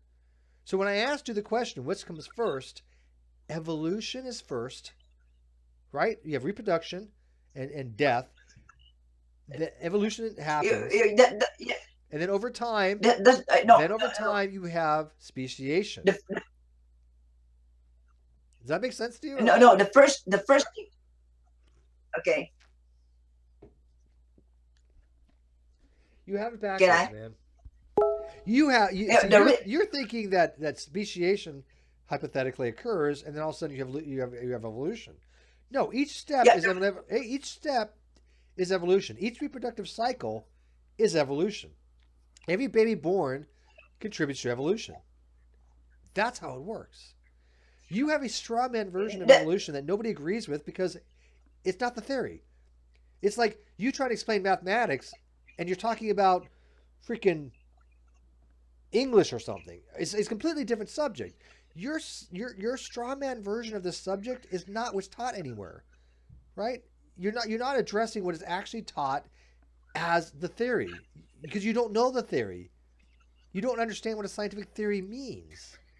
You're also making massive assumptions about the abilities of intelligence, right? So you've said several times how intelligence, life necessarily follows intelligence. And that's not the case. There's no way, you've not demonstrated that in anything from you tonight. You've also made some presuppositions about how volition cannot fail, or intelligence cannot fail, which is completely contradictory to every example of intelligence that we do have. The only example of intelligence that we could have that could not fail is the thing that you're presupposing, which is an infallible God figure or deity. Yeah. You're not acknowledging that intelligence actually falls on a spectrum from very stupid to infallible, if you want to posit something like an infallible deity. But you're assuming that intelligence is causal to infallible determination. You've said that actually 3 times tonight, and that's why I've been jumping out of my chair. And any demonstration of how any of these claims are the case. Oh wait, what my experiment tells me? I base myself on experiment. You didn't base yourself on experiment. You didn't have experiment for that, okay? I base myself on experiment. Okay. No, it's a negative claim. I'm not making a positive claim. I'm asking you to demonstrate yours. So I can't give you an experiment that I've conducted that I can demonstrate it. I'm asking you to demonstrate the positive claims that you are making. Okay, wait. Let's go back to my experiment again. This is my experiment, okay? My experiment here is to drop an egg to a tissue paper, and the goal here is that the egg doesn't break and that the tissue paper doesn't tear. Okay, that is the goal.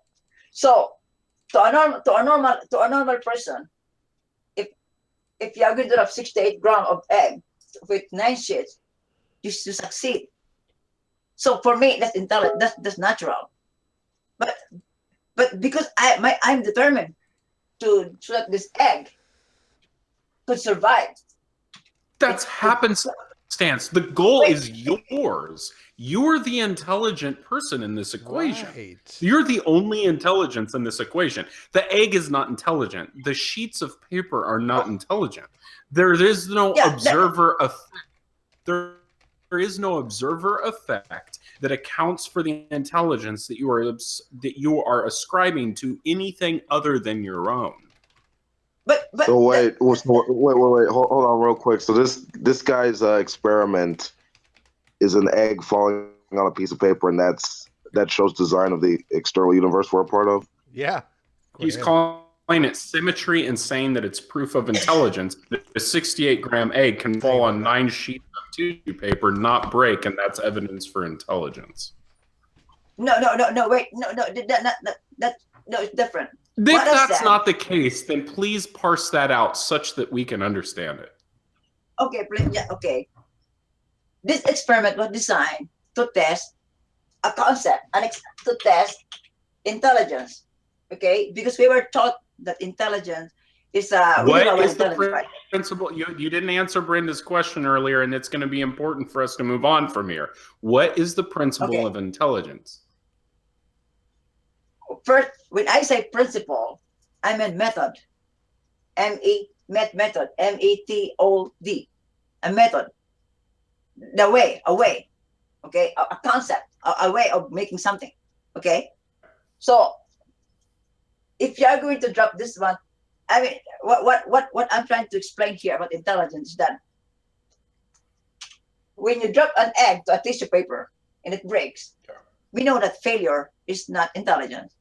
This one is break, right? The tissue paper break. Wait. Hang on. Before you move on, hang on now. You said failure is not intelligence.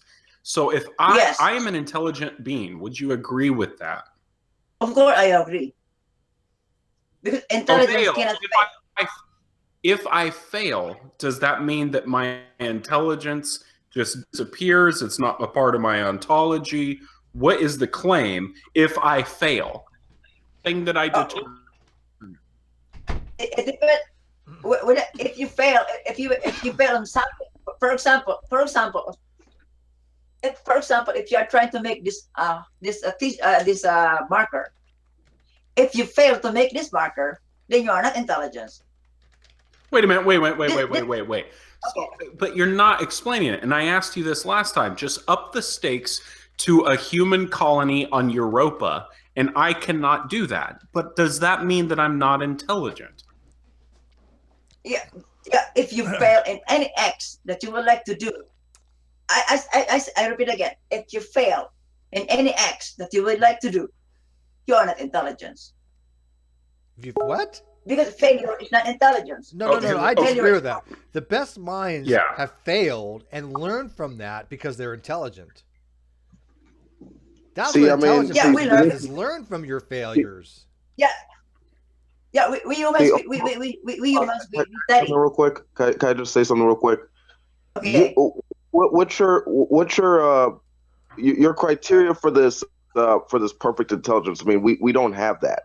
All we have is imperfect minds. I mean, even like the best and brightest of our species were on some level imperfect. So I mean, I don't know what the hell you're even.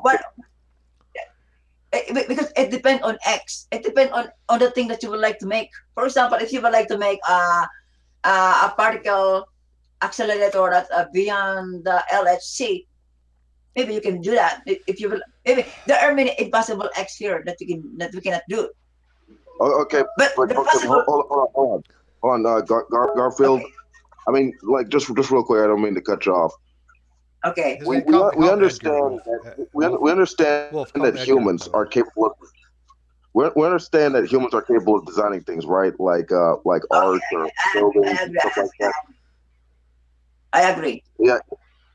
Okay. Despite them not having perfect intelligence, they're capable of making things. I agree. Okay. Right. Now, that's just basic intuition. I mean, we understand that. We're not disputing that. What is the criteria for a perfect intelligence or omnipotent being to create the universe? I mean, how would we distinguish that against like natural occurrences through laws of physics or biology, evolution, or anything like that? This one I write. This is the limit. I repeat again a bit. So this is the criteria of the whole reality based on my experiment.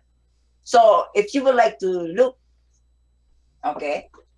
So natural is always asymmetrical. Maybe when I say symmetrical, this is symmetrical. Problem and solution.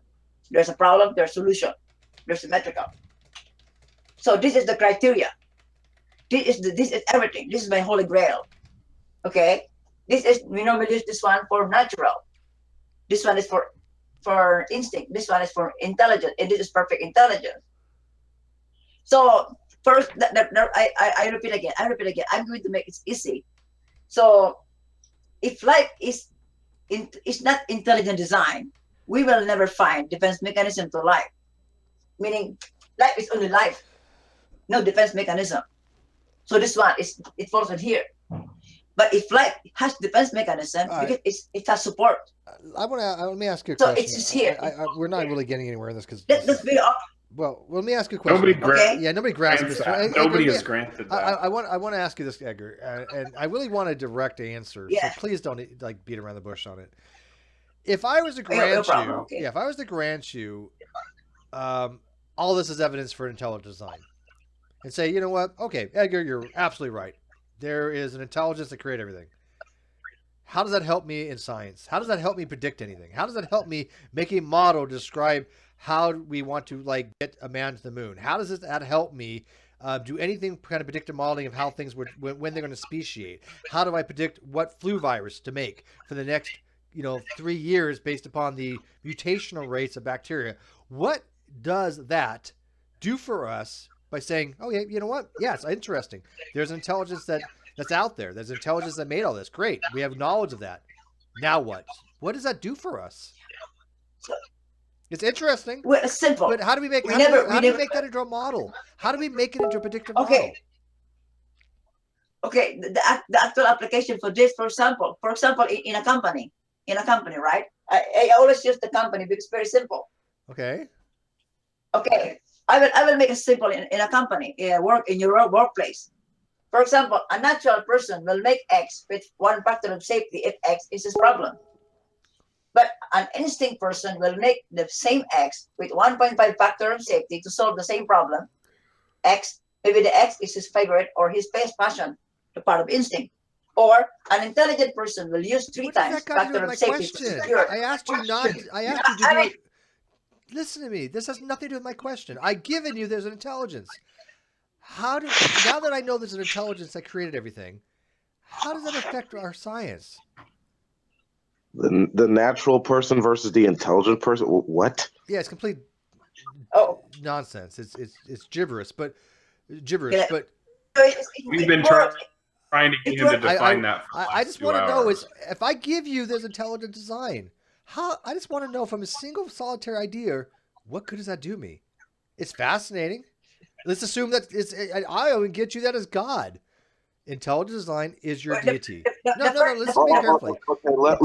Intelligent design is your deity. How do I use that knowledge? How do I use that knowledge to make a predictive modeling of what flu shot to make? No, Steve, can I simplify it? Yes, Mr. Intelligent Design. Mr. Intelligent Design. What does your intelligent design hypothesis? How does that help us understand biology? Well, that's my question. Listen, okay, Mr. Intelligent, before you answer, I want to clarify the question because I don't want you to get out of this. If I want to make, let's go to. Okay, if I want to predict which flu shot, because flu shots are based upon strains, right? And not all flus are made the same. So if I want to predict what flu shot, I want to make based upon the current mutation rates of a flu virus, which is based upon predictive modeling of evolutionary biology. Now that I know there's an intelligence behind all this, how does it change how I'm going to make my predictions of what flu shot to mass produce for the next year? First, we need to understand that if you would like to use intelligence in the flu shot, okay. So first, you need to understand that the very big biology apply here is that there is always a support to life. For example, the flu has life. For example, the flu must because the flu has life, it will change. Jesus Christ, Edgar, that has nothing to do with what I'm talking about. Is there a language barrier here, my friend? Listen to me. I really want you to listen to my question because you're not answering my question. Okay, and I'm not trying to be like down with you, dude. But come on. No problem. Now listen. Okay, come on. Go. Under the current model, flu shots are usually made a year, 2 years, or 3 years in advance. Okay, sometime in advance, and they're based upon the fact that we can make a prediction, knowing what we know about horizontal gene transfer and biological reproduction. We can make a prediction that the most likely virulent flu that's going to be most prevalent is the one that we should make a antiviral for. So based upon our predictive modeling, we say this is what we think the strain's going to be. Let's make an antivirus for this. That's what we have today. That's how all flu shots work. Now, I now know, because of you, thank you very much, that intelligence created all this, hypothetically speaking. How does that change the model I just gave you? So also, you're going to have to also demonstrate that we haven't had... I really want him to answer this question. How does that change the model that I just gave you? What does it do for it? How does it modify it? Well, if I'm going to modify it, I will see it based on biological interrelation, because you are seeing that according to theory of evolution, right? You are basing that according to evolution. I will explain that according to interrelation. So how interrelation does intelligence change the model that I'm using now? What would you do differently? If I want to say, listen, I said, Edgar, you're in charge. I want you to make an antiviral flu shot for the United States or Japan or the world. We'll say the world. Fuck it, one world. Okay. So I want you to make a viral shot that will affect the most amount of people to protect them. Right now, we're using using evolutionary biology to do that. Okay, based upon reproduction rates and horizontal gene transfer. Okay. That's what we're using right now. Now that there's an intelligent design, how do you change what you're going to do to make it even more effective? First, I'm going to study this is the subject matter. Because, look, okay, I'm going to use biological interrelation. But biological interrelation uses intelligence. So if I'm going to approach this to solve the problem, I'm going first to study, okay, intelligence said that you must have first knowledge. I'm going to study first the relationship between a human being and the flu, and the virus. Okay? It predicts here. You have first a knowledge. He used intelligence. Michael, help me. So when you understanding. Let me finish. The theory of evolution that you are using, you are using intelligence in knowing the relationship between the virus and the human being. It is not part of evolution. It's part of biological interrelation. It's part of intelligence. So you fail. So in other words, first thing that I'm going to do, I'm going to study first, because I'm going to use intelligence. I will make first use of knowledge. Second, I'm going to determine, to be very determined, to make sure that the next antiviral medicine will going to help human being. I'm going to use intelligence. I'm not going to use evolution. I'm going to use biological interrelation. So what is this is where you fail. This is where you fail, because hang on. Go ahead, Michael. No, we haven't had a recurrence of the 1918 Spanish flu influenza epidemic, right? We haven't had that. We've had great predictive capability, as Steve has said, regarding the developing antivirals to prevent such an outbreak or epidemic from occurring. There's nothing in your model. It doesn't directly depend on, as Steve has stated it. There's absolutely nothing in your model. You're just assuming these things and calling it intelligence, but that you're making assumptions that have been hard earned by scientists of history and people who've discovered this stuff, and you're making this assumption saying that intelligence can't fail. Well, that's convenient to say in modern science when we've had such high success rates this day, and it's still attributable to an infallible intelligence. Your model, in Steve's, to caveat on Steve's question, how does your model, from what is already capable with evolution, that presupposes this sort of supreme intelligence that you're just assuming exists? No, wait. Remember, the one who are going to work in biology are the human scientists, right? Remember that you need to specify. The one who are going to work in biology are the human scientists, and the human scientists, they are the one who use intelligence. Didn't use evolution. the reason why we cannot find a cure on Spanish on all time about the virus attack, because we don't have applied knowledge on that time. We don't know. In other words, if you are going to tell me what I'm going to do to solve a problem, I'm going to use intelligence in the specific ways. I'm going to study. Let me give you stop. Hang on. Let me give you a perfect example that contradicts exactly what you're saying right now. So before we knew about bacteria or viruses, people discovered that washing hands was a good idea. I'm a graduate student. I study public health, right?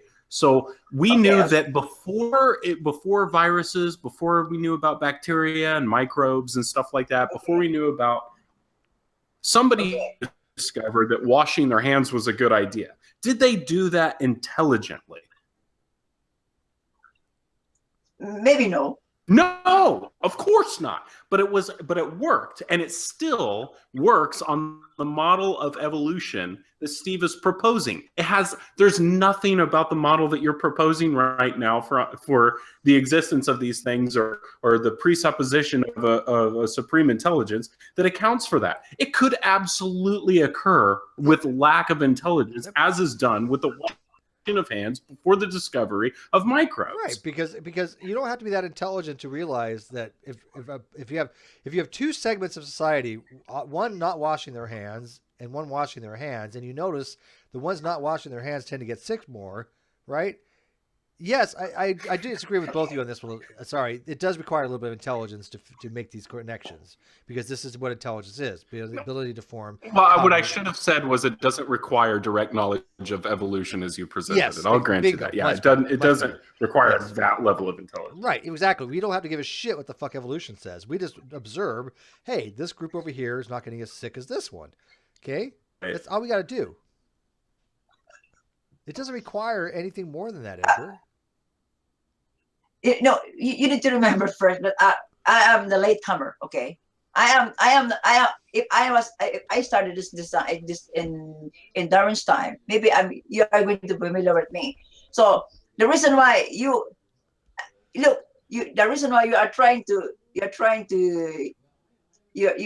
very confused, because you are mixing. We're not confused. An intelligent event to an intelligent event. In other words, those scientists who are conducting science, they are not using evolution. They are using intelligence to know our nature, right? So in other words, when you conduct science in any science field, you are using intelligence because you are using applied knowledge. We are intelligent beings. Nobody's going to argue that point. I mean, most of us are, but so that's my point. Because you cannot explain a natural living organism without intelligence. Because there's intelligence in so in other words, you don't get to an intelligence greater than 1 in probability based on that. That's what we're trying to tell you. There's nothing in your model. That's a huge issue with this model. In your model. Yeah, like you can't even.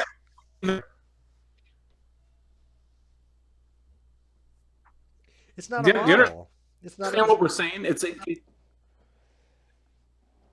Yeah, to me, this is not a model, Edgar. This is somebody who doesn't understand probability, mathematics, biology, or any topic in science. No, I understand, but the reason why you are making. You don't.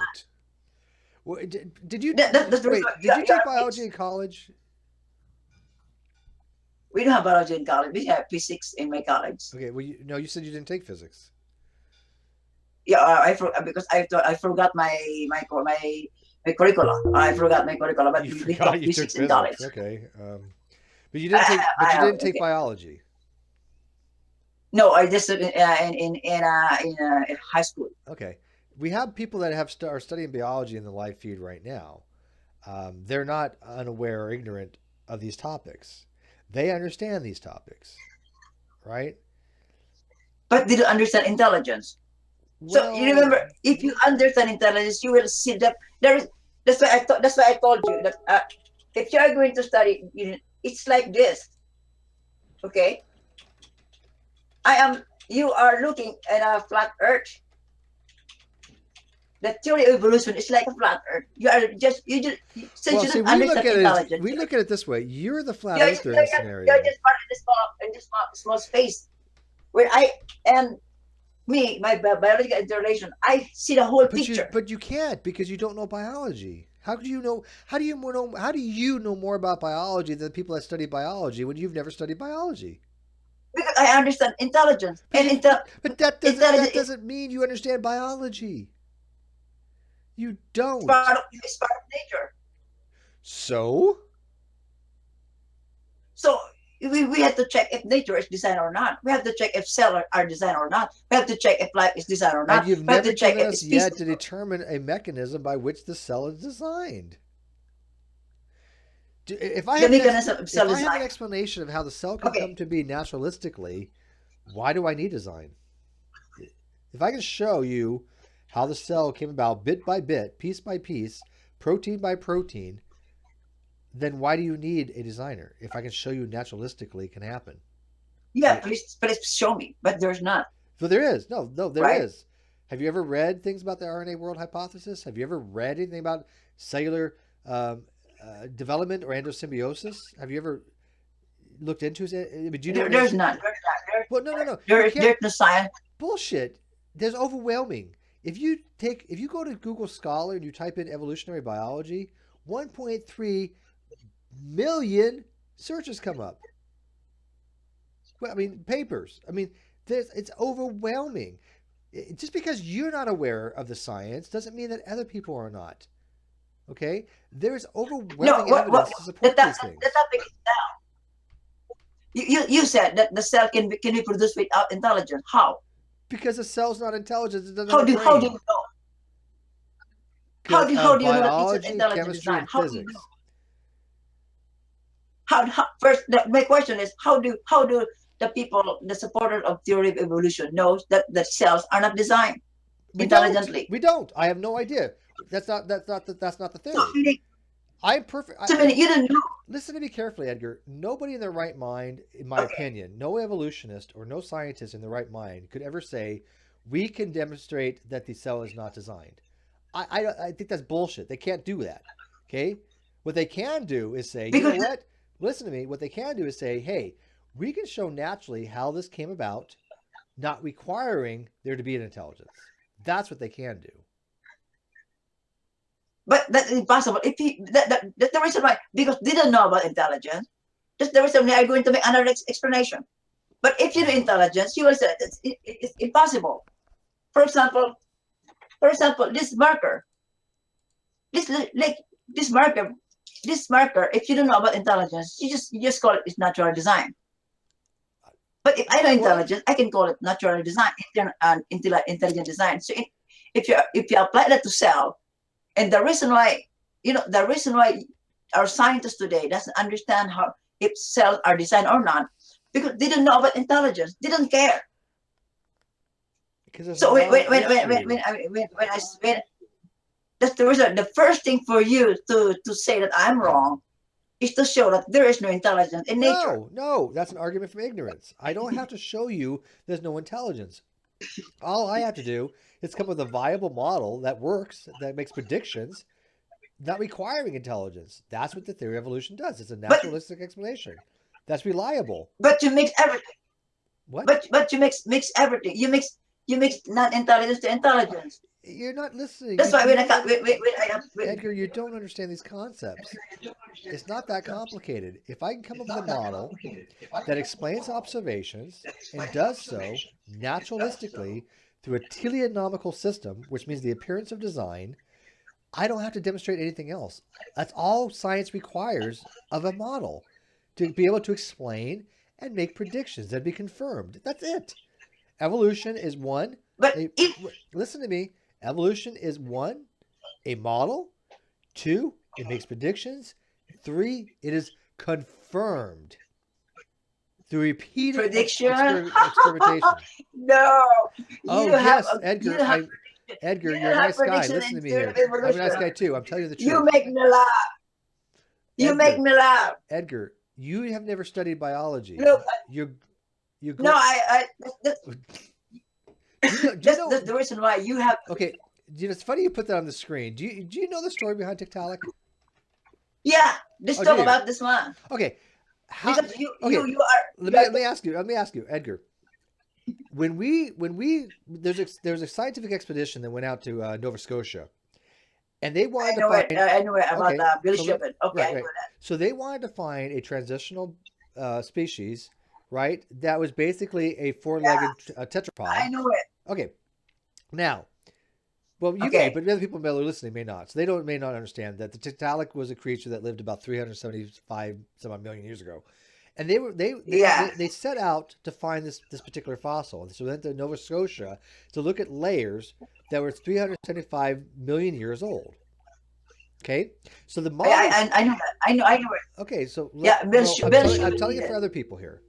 So they made a prediction according to the evolutionary model, right? And if they didn't find this, it doesn't invalidate it. But the model said, look, there should be a species that has these morphological features, these homologies that should exist in a strata that is 375 million years old. Now, they went out there. I know. Okay, listen to me. They went out there and they found it in the exact strata it was supposed to be in. Can you sit there and tell my audience that was not a prediction that does not come true? Of course, not true. I will show you. So they didn't predict it?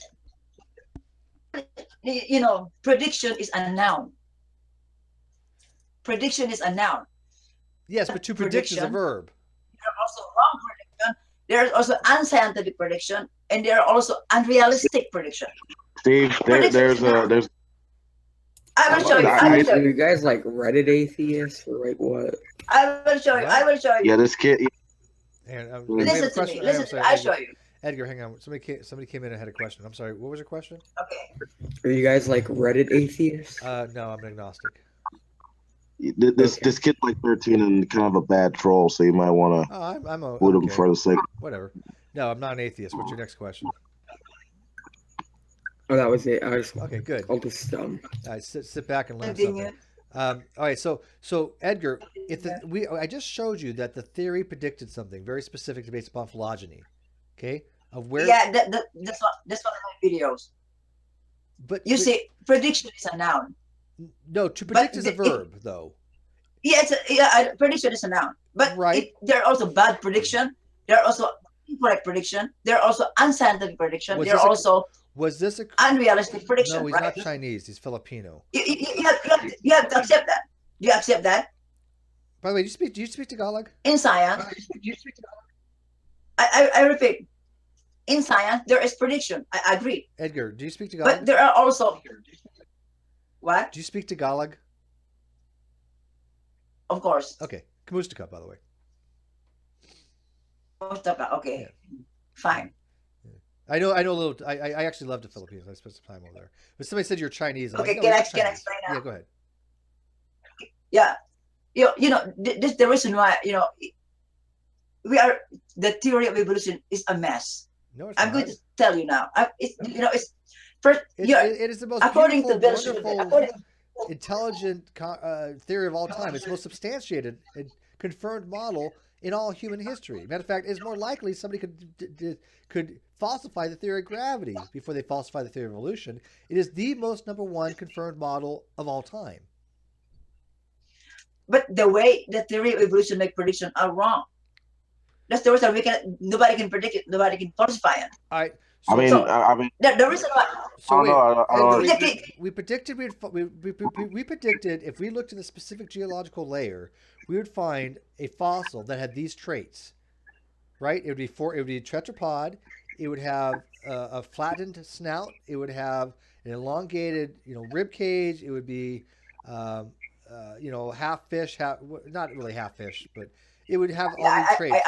We gave it a very specific traits that it would have based upon cludistics. Yeah, I know the story. I know the story. Okay. But how do you explain? How do you explain that when we went to go look for it, it was found in the exact layer that we was expected to find it in? Not a million years ago, not 5 million years ago, but in the exact layer that was predicted by the phylogeny of 375 million years ago. How? It's very simple. My explanation is very simple. You see, the biological interrelation. If you are going to look at biological interrelation is interaction or change with time with intelligence. In other words, if I'm going to predict that any species, because look, what does that even mean? Look. This tiktaalik lives in a pond and a land, right?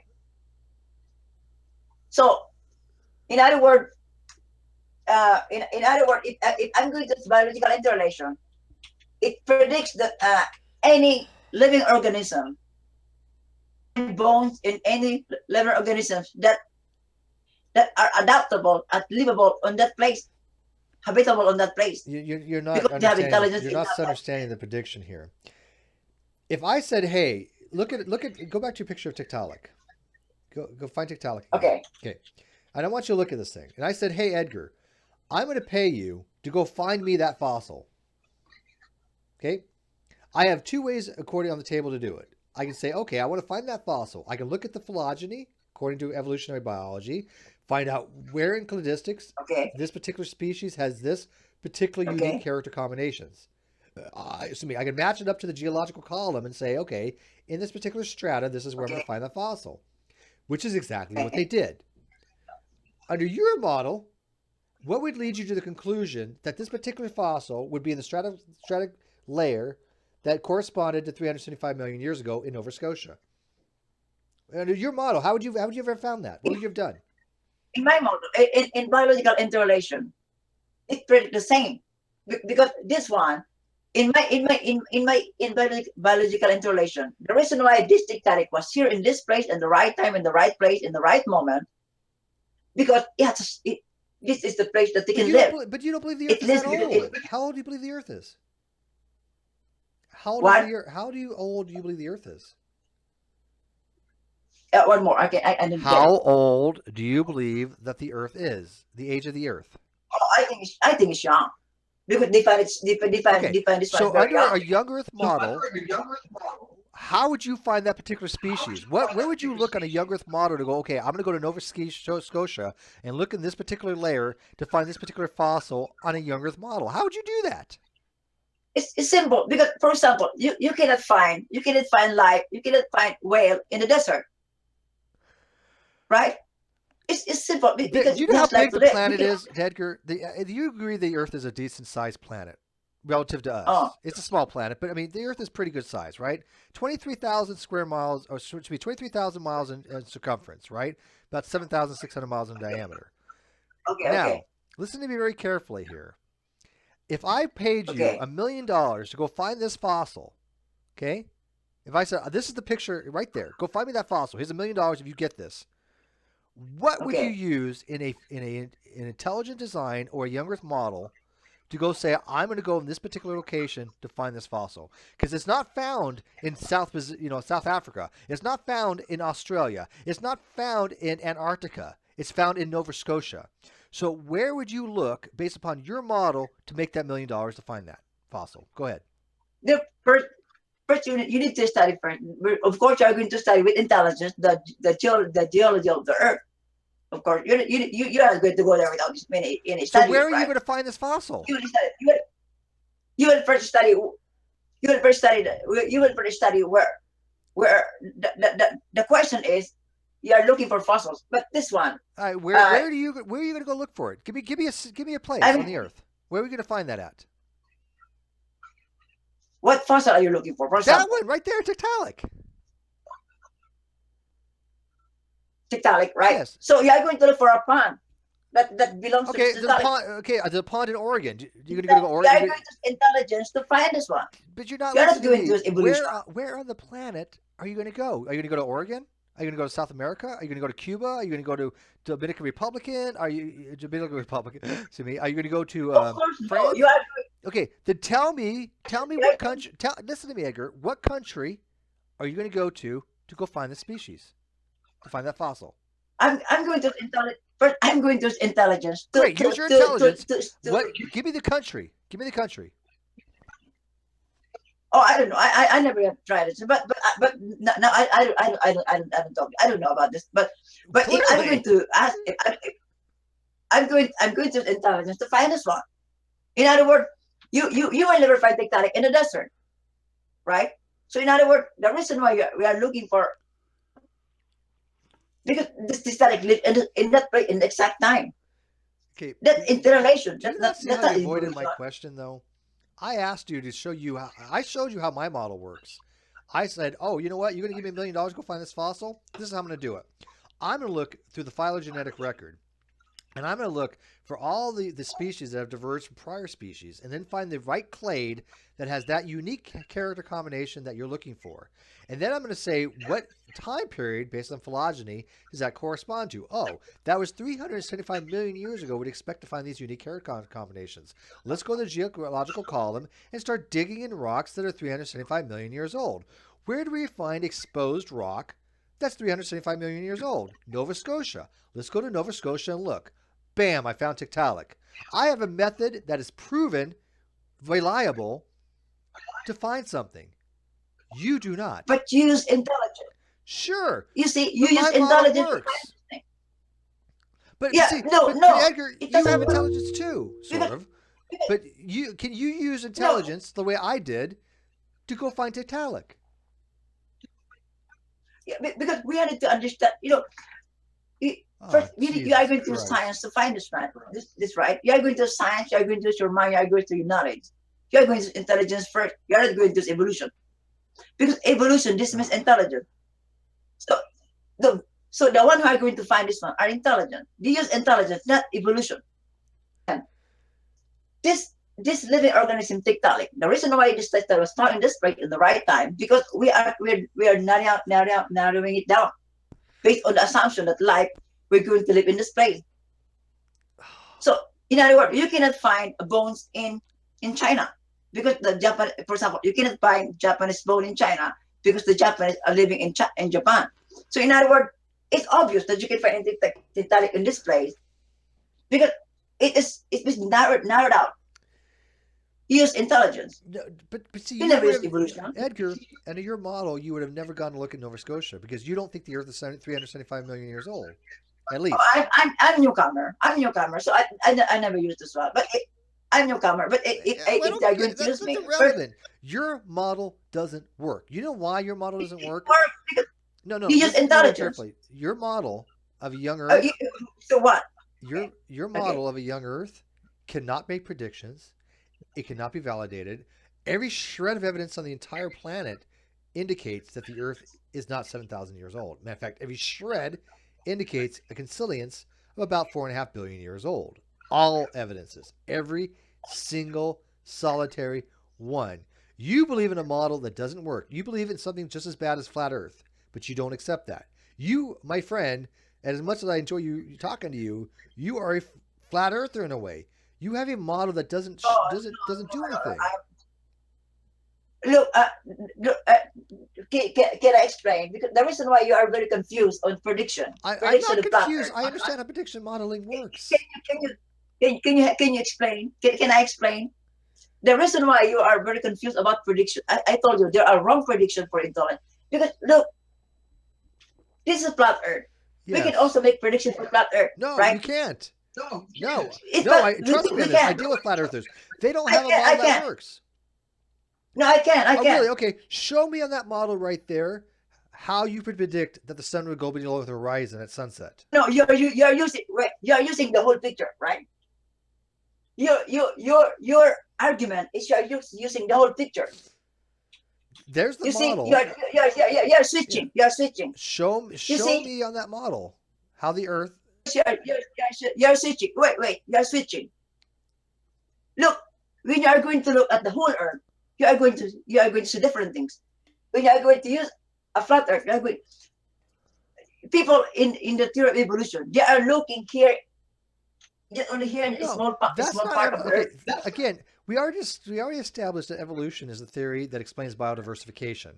This right there is not fucking evolution. This is cosmogony at best. No, I'm making an analogy. You see, When you make a prediction, do you think if you're going to use a flat Earth. Okay, but do you think that model is viable? If you look at that model right now, Edgar, look at the model of flat Earth. Look at it. Okay. Is that model viable? Okay. Would that represent what we actually see in reality? No, because we have a picture. The whole picture. Oh, we have a picture. Remember? Oh, we have a picture. That looks flat. That looks flat to me. Picture. But wait a minute. The second picture is flat. Okay. That's flat. That's two-dimensional. It's flat. So therefore, no, the picture. It's flat. No. Yes, that's two-dimensional. The picture is flat. Yes. So you're looking at a two-dimensional Earth. The Earth is flat. I'm using the same reasoning you're using here, dude. Trust me. The same incompetent understanding you're using right now to explain to us that evolution doesn't happen. When I gave you numerous instances of predictive modeling based upon evolution and phylogeny. The prediction is wrong. You see, how can it be wrong? It sounds italic. Yeah, can I explain? Okay, the reason why I'm using this flat Earth to round Earth because this one is very easy. I'm using an analogy because this one is very easy to understand. Okay, just give me 5 minutes. This one is flat Earth. This one is round Earth. So if I'm a flat Earther, okay, this one is prediction. Okay, I'm going to just set it. Prediction of flat Earth. Okay. Prediction of flat Earth. Flat Earth. We can build a 10-story, 910-meter land condominium. If flat Earth is true, we can fly a kite. I mean, if flat Earth is true, we can build a 20-story, 910-meter land condominium. If flat Earth is true, fly a kite. If flat Earth is true, we can climb Mount Fuji in Japan. This one is prediction. Do you agree or not? I'm not seeing the relevancy there. If the Earth is flat or round, we can climb Mount Fuji. I repeat, this is flat Earth, okay? If the flat Earth is true, we can build a 10-story, 910-meter land condominium, right? Or yes or no? Yes. I don't think so. Okay. Yes. So if the flat Earth is true, we can fly a kite. Yes. If the flat Earth is true, we can climb Mount Fuji. Yes. Okay. But this one is prediction for flat Earth. Do you believe in flat Earth? No. Why? Because we don't have.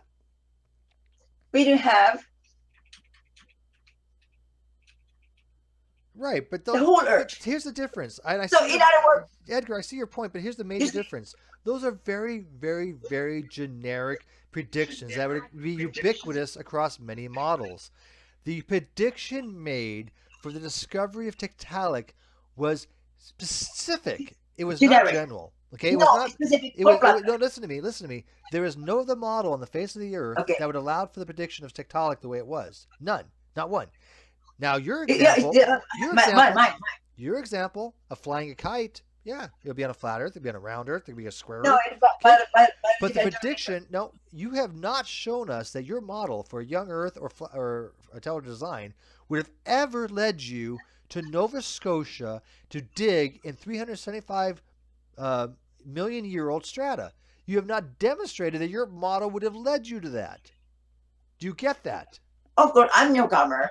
I'm a newcomer. Of course, I'm a newcomer. It's not. I'm a newcomer, so I don't have that. But based on science, based on reality, based on explanation, this one is better because it looked the whole reality. But it's never predicted a damn thing.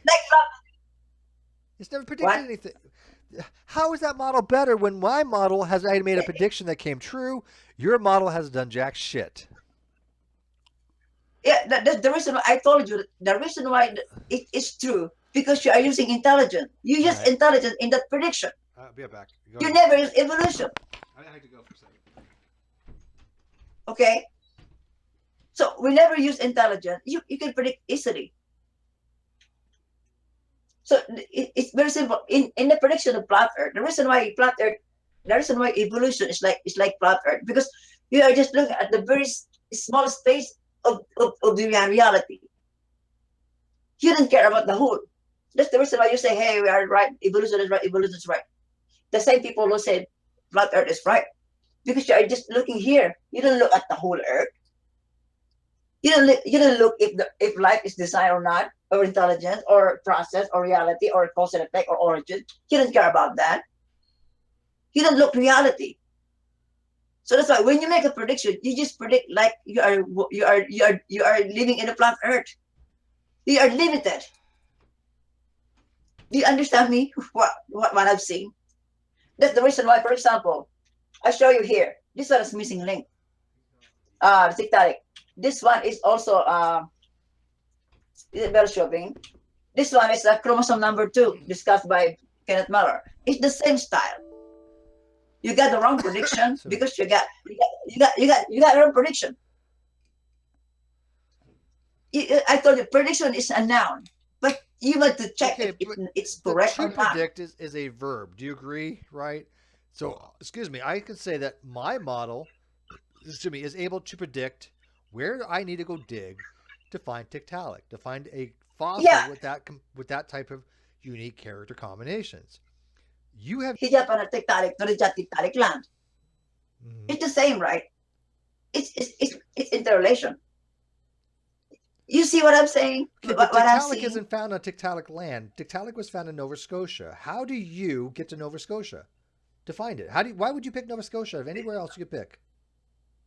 Yeah, no, I don't know the detail. Okay, but what I can see. Yeah, I told you. Edgar, do you know what phylogeny means or cladistics? Ever heard of those terms? Yeah, I know it. Okay, what is cladistics? Yeah, you're in the middle.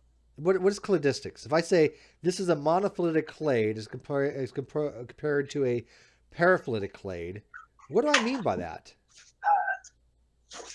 Yeah, you are talking like this, right? Like that, right? Yes, similar. No, like that's kind of a cladogram. Do you know that tetrapods are excluded from the monophyletic clade of fish? Do you agree with that? If I say fish, yeah, I agree. Okay, so tetrapods are excluded, but monophyletically we are fish. Paraphyletically we are not. It's all how you want to define it. Now, one of the reasons paraphyletically we're not fish is because modern fish today is very, very different. They're lobe spiny animals that live in the water. We have very little in common with that kind of creature anymore. But cladistically, we can look and say, okay, at each certain time period, we find these specific traits, right? We never find like a egg layer prior to when ice formed, or we never find a point where a hard shell formed before we had the first ambiotic cell, right? We've never find these things. We always found them in certain lineages, certain orders. So this unique character combination of this particular trait of animal only existed at one particular time, about 375 million years ago, based upon the model. I get it. So when we looked at the Nova Scotia and we found exposed land that was 375 million years old that met the conditions of where this animal should live, that's how they found it. Okay. The problem is, I know. The problem is, Edgar, until you give up young Earth creationism, you're done. Because young Earth creationism is literally as bad as flat Earth. It is horrible, bad science. There's no science to back it up. It is unbelievably wrong, and it's a scam, like Scientology. It's a scam. It literally is a scam. It's a money-making scam by people like Ken Hovind and Eric Hovind and Ken Hovind and Ken Ham. These guys make money off this stuff. They promote the most horrible, wretched science, so people that do not have educations, such as yourself, because you do not have any formal education, they fall prey to this. And until you give up young Earth creationism, you are not going to understand the problems with your own arguments. Wait, my argument is not creationism. I never did. I use creationism here. No, but I think that's the crux of your problem. I said wait. I said biological interrelation. This is the replacement for theory of evolution. I never said creation. But did I say that? No. But I agree with you. But I think that's your howling stone. I think that's the thing around your neck. But the reason why I'm using this biological interrelation because we're talking about biology. So you don't. The reason why I'm different from Ken Ham, Ken Ham to or Hoban or whoever, because I have an explanation. I can explain light, I can explain intelligence, I can explain process, I can explain that. But experiment, I made to experiment. But it doesn't explain the phylogeny or claddistics, or as Raynard pointed out, yes, molecular phylogenetics has taken into place claddistics a little bit. I don't think the problem is they don't like each other. I think that you can take molecular phylogenetics and mix it with claddistics, and proteomics. Can you say this? Can you say this? Yes, Assyrians, Egyptians, Japanese, XYZ. Okay, can you change this one? You can. If evolution is true, you can find Egyptian bone in Egyptian land. If evolution is true, you can find Assyrian bones in Assyrian land. The same is pretty tectonic. So you're saying that a tectonic should be found? Wait. You're saying that tectonic should be found anywhere there's a boundary between a lake and land? It's possible. No, it's not. Maybe no, because we don't find it. Maybe not never. No, we don't find it in those situations. We find it in Nova Scotia. But what I'm trying to say is that whenever a theory make a prediction, it must be right. But this prediction, it doesn't belong to the theory of evolution, because first, like a flat Earth, the theory of evolution, it looks at very. I mean, it's very narrow. Because in my view, in biological interrelation, it's the same. You can find a Japanese bone in the Japanese land. What do you mean by Japanese bone? A bone is a bone. Is a human bone. Bone's a bone. We don't categorize by a Japanese bone or an English bone. No, I'm just trying to make it simple. The same here. You can find a tectonic bones in the tectonic lands. Right? But how? Okay, wait. No, give me an example of where tectonic lived. Give me a country where we go find a tectonic. First, if you are going to find an animal that lives in both land, give me a country. Give me a country where you expect to find it. Well, I don't know. Go look at a map. I don't know. I don't know. But if you would like to find an animal that lives same like tectonic, you can find on the bones, because remember this.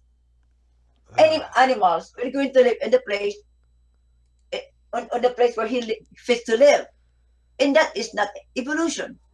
Well, nobody's saying that's evolution. We already told you what evolution is. Evolution is a change of allelic frequency or heritable traits from one generation to the next generation over time in a given species. Okay, but anyways, I mean, this is getting kind of late. I got to call this closing. It's already 11 o'clock my time. Okay. There's other things I want to attend to, but Edgar, next weekend we bring you back, dude. Okay. But you need to come up with a name for the time with you, like the hanging with Mr. ID or something. I don't know. Be creative. What's a good thing? The Mr. Intelligent. I don't know. We'll think of something. But yeah, I think we've all kind of like gotten brain dead trying to like follow along with you. I think the problem really lies into the fact that you don't know what really evolutionary biology is. You've been so brainwashed that evolutionary biology is wrong, when if you actually studied it, because it's not something you pick up off the street. You actually probably do need to open a book or two. You realize that evolution is a wonderful, amazing process that not only is confirmed, but is confirmed daily. It's confirmed every second of every day in labs all over the world. It's not that complicated to show that populations change, that speciation occurs, and that the diversification that we experience today for this 8.7